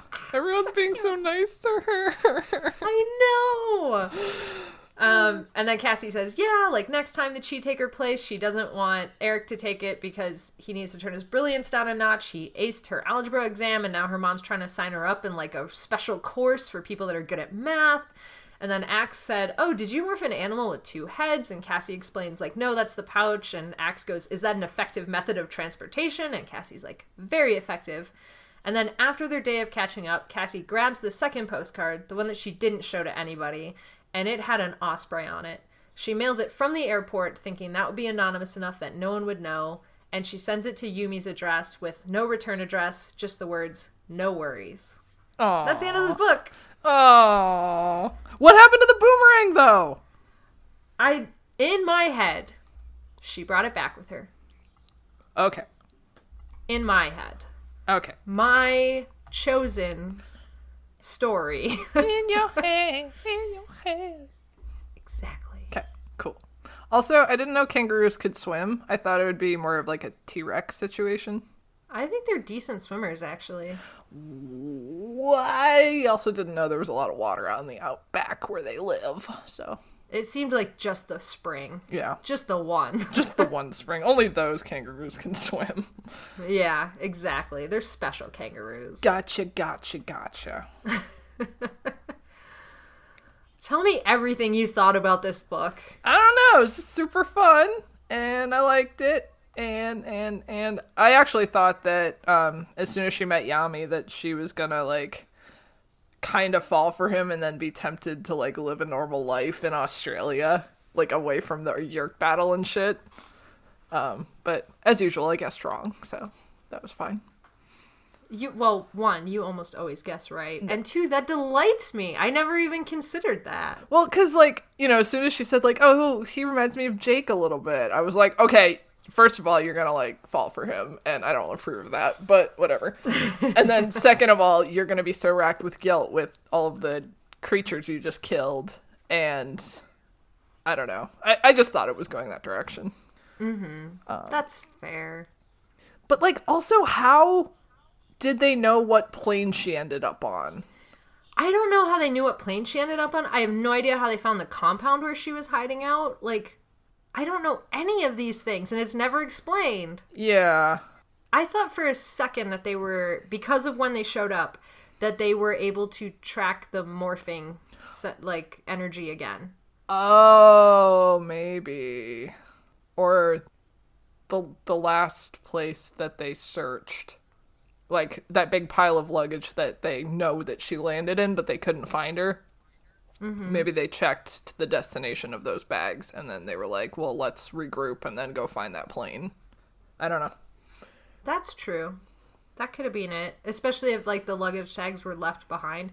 Okay, here's the other thing, though, that the very initial plot point that I was like, this is dumb. Because I knew they could grab the airplane and hold it, like, in stasis. Yeah. Why didn't they just do that for the bug fighter parts? I don't know. Book avoided. I don't know. It would have made sense. And, like, I think it's Lords that talks about, like, all of the Chi that were infiltrating these meetings, and, like, they were having long discussions about, like, blueprints and airline, blah, blah, blah. Yeah. And it's like, well, if you know they're there, just fly in some bug fighters and, like, freeze them and check the cargo hold of whichever one you think it is. Like, I liked this book enough that it was fine. Yeah, I got over it very quickly because I am delighted by this book. I just think it's so much fun, and I really enjoy it. So yeah, it was one though. I'll say that when I looked at the cover of which one we're reading next, I was like, oh, this came this late in the series? I thought this was earlier. Yeah, it kind of seems, it's definitely another kind of one-off adventure. And yeah, it seems weird that it came this late, but it's fine. I imagine things are about to get crazy, so it was nice to have a lighter book. And I'm glad that we got another good book after the two stinkers early in this particular run. This is going to be a fucking hard run to judge next book. Yeah. And I think we're going to disagree on our most hated book. Because mine's for sure. Rachel's. Yeah, like, I've got my number 5 for sure. But, like, depending on how the next Marco book goes, I'm interested to see. Don't laugh. Don't do that. Well, should we start rating characters? I mean, I loved them all so much. I know, but when okay. we give them all 5s, we can at least talk about what we loved about them. Yeah, I was like, we should just, like, bypass this, give them all 5s, but I'm like, but we should talk about them and what we liked, so. Yeah. Okay. Let's talk about why we're going to give Jake a 5 today. Oh my god, I loved him, and I loved how much he loved Cassie and looked for her, and it was so cute. Oh my god. And, like, the thing that I always crave, that things happen when the character's not there, that it's not like an isolated thing where they're on pause. And this was like one of those, like, imagining Jake spending like days searching and just like pushing his team because Cassie is gone, and like, that's I loved that so much. I loved it so much. And at the very beginning, when Rachel was pressing him, like, no, let's just do what we came here for. We're so close. And Jake being able to, like, step back, be like, no, we are aborting this mission. Get out of here. Yeah. Like, great moments by Jake. Great leadership moment. Great boyfriend moment. And very, very cheesy when he said, "We got you back, so in the end, we won." Yeah. I love that. Oh! So yeah, 5s, obviously, from both of us. Yeah. Let's talk about what we're both going to give Rachel a 5. The friendship was so good, and she had her badass moments, and just, so good. Bursting out of the luggage. As a bear. As a bear. Oh my god. And, like, the contrast of, like, the scene where Cassie is almost dying and then, like, Lords gets to her in the final moment to, like, the very next scene we jump into is Rachel, like, imagine when I was gonna spend money at the mall. And, like, I loved it when she threw it to Marco, too. Like, do you know what shopping means to me? And Marco's like, you're gonna drop some serious cash at the mall. And she's like, I was gonna drop some serious cash at the mall. Like, I loved that interaction, too.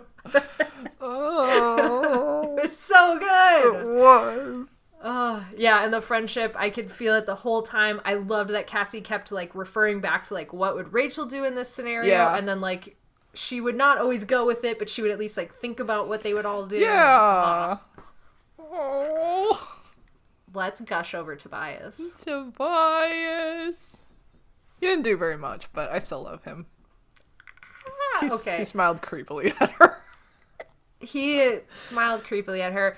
I fucking love that when Rachel was, like, ribbing Jake and, like, poking fun at him, but, like, in a friendly way, that Tobias jumped in because he never does that. Yeah, that's true. Oh, and it was so cute. He could have been like, oh, come on, Rachel, like, lay off. Like, I would have done the same thing or like, whatever. let him be. Yeah, exactly. And instead he was like, no, I want to try this too. That's so cute. Good boy. Good boy. Let's not delay. Tell me why you are giving Axe a 5. Because he's perfect. Oh, just silly boy eating everything and complaining about his cheetomorph, and and like just being perfect boy. And then when he has that cute moment with Cassie where he's like, the Chi do a very good hologram, but it would never replace you. That was so nice. I feel like he's not usually the complimentary type. He's just very kind of like practical and level-headed, but like, I don't know, he rarely extends kind of a nice thing like that, I feel like. So that was really nice. Yeah. And I loved it because it didn't feel out of character either. Like, ooh, Axe would never say that. It felt like if he did it to anyone but Cassie, I think it would have been a little weird. Yeah, but because like Cassie is the one who kind of like consoles him when he's having a hard time, like I could see that being, him returning the favor kind of. Yeah, absolutely. And the fact that his compliment was still practical. Like, the Chi did extremely have no fear. Their hologram was perfect, but you are still my friend. Yeah. Oh. I loved that so much. Aww. Peak Axe 4. Let's talk about why we're giving Marco a 5. Because he drove something badly, which is the best kind of Marco. That is the best kind of Marco. He drove something badly, and he immediately jumped in with Rachel making fun of herself in that. And then he also bought a lot of snacks and made the moment awkward when he came back. Yes! And I love him being kind of like a resigned parent to Axe. Be like, son, please don't eat the cardboard. I'm gonna buy you new popcorn. Come with me. It's just like, oh my god! And then the whole scenario that must have happened while we were gushing over how cute Cassie and Jake were, where he's like, I want a bloomin' onion. Okay, I'll buy you a bloomin' onion as well. I also want nachos. Fine, we'll get nachos as well. Oh my god. Oh, so fucking cute. Just fucking love them. I love them so much. Okay, let's talk about Cassie. Oh my god. Just like, she's so fucking capable. I know I've said this before, but like, she's just like so fucking good. Yeah. And there's one moment where she's like, sometimes I take risks, and like sometimes I take more risks than like even Rachel does. And I was like, holy shit, it's kind of true. Yeah, because Rachel never would have trusted the Yerks in any scenario, and Cassie's created all these opportunities by doing it. Yeah. And that definitely would be seen as more reckless than Rachel. Yeah. In some ways, Cassie's kind of like the wild card of the group. Definitely. I could see that for sure. Yeah. And like, you know, Cassie saw the Marine get shot and decided she was going to go back. And I feel like Rachel might not have done that. I don't know. No, Rachel would, like, it's not her people. Yeah. If he dies, that sucks. Yeah. Yeah.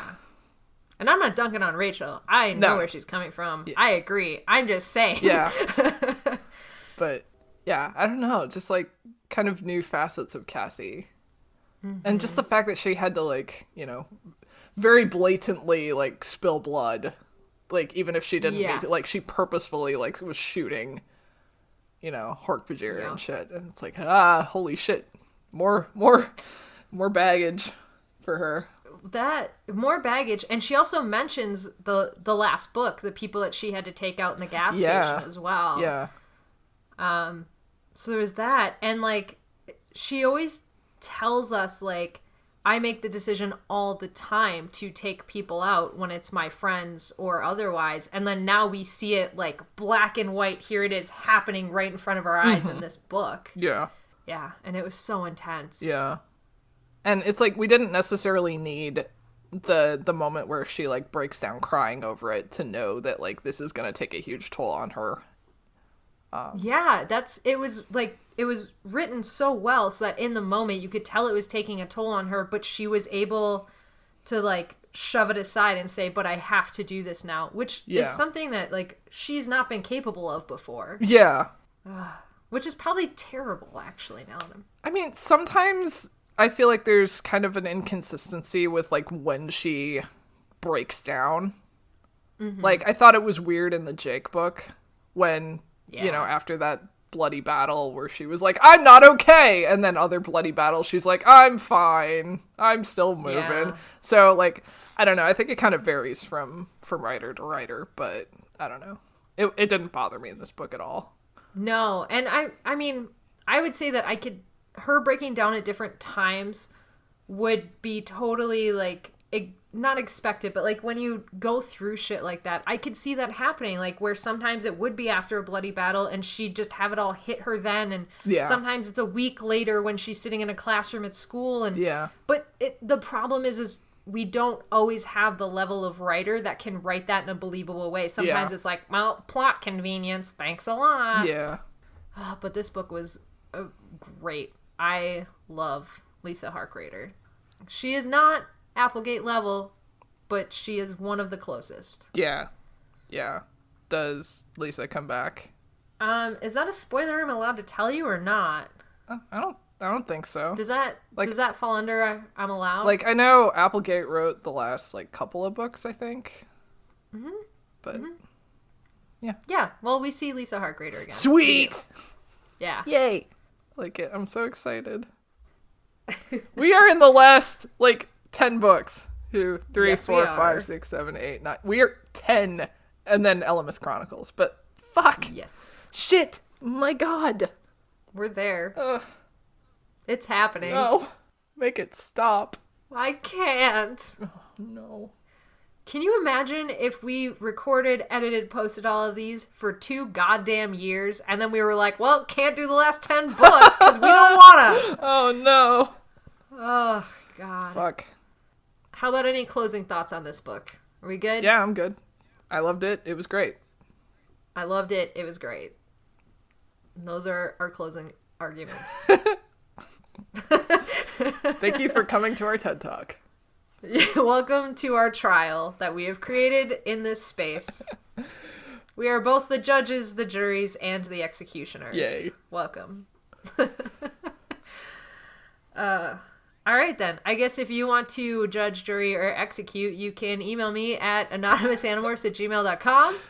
You can check me out on Facebook and send me a message on the Animorphs Anonymous page, or join our super secret, super awesome group, which is facebook.com/group/Animorphs Anonymous, where if you post your judge, juries, and executions, people will respond to you, and it is excellent because I love everybody there. Yeah. They're all cool. Yes. Yeah, that group's a lot of fun. Mm-hmm. you can check out the shitty things I do on Instagram at Animorphs Anonymous, and you can tweet at us at Animorphs Anon. And you can also find our podcast on all of the podcast hosting sites. We are on Spotify, Google Play, Pocket Cast, Stitcher, Podcast Republic, Podbean, the works. Yeah, but Kaycie, what if I want visual media like comics to read? Oh, well, I can help you with that. I have a webcomic. It's called B-Side You. You can check it out at bsideyoucomic.com. I am updating every Wednesday, so please go look at it with your face. Your whole face. Yeah. Not just part of Yeah, it. put your whole face on the screen.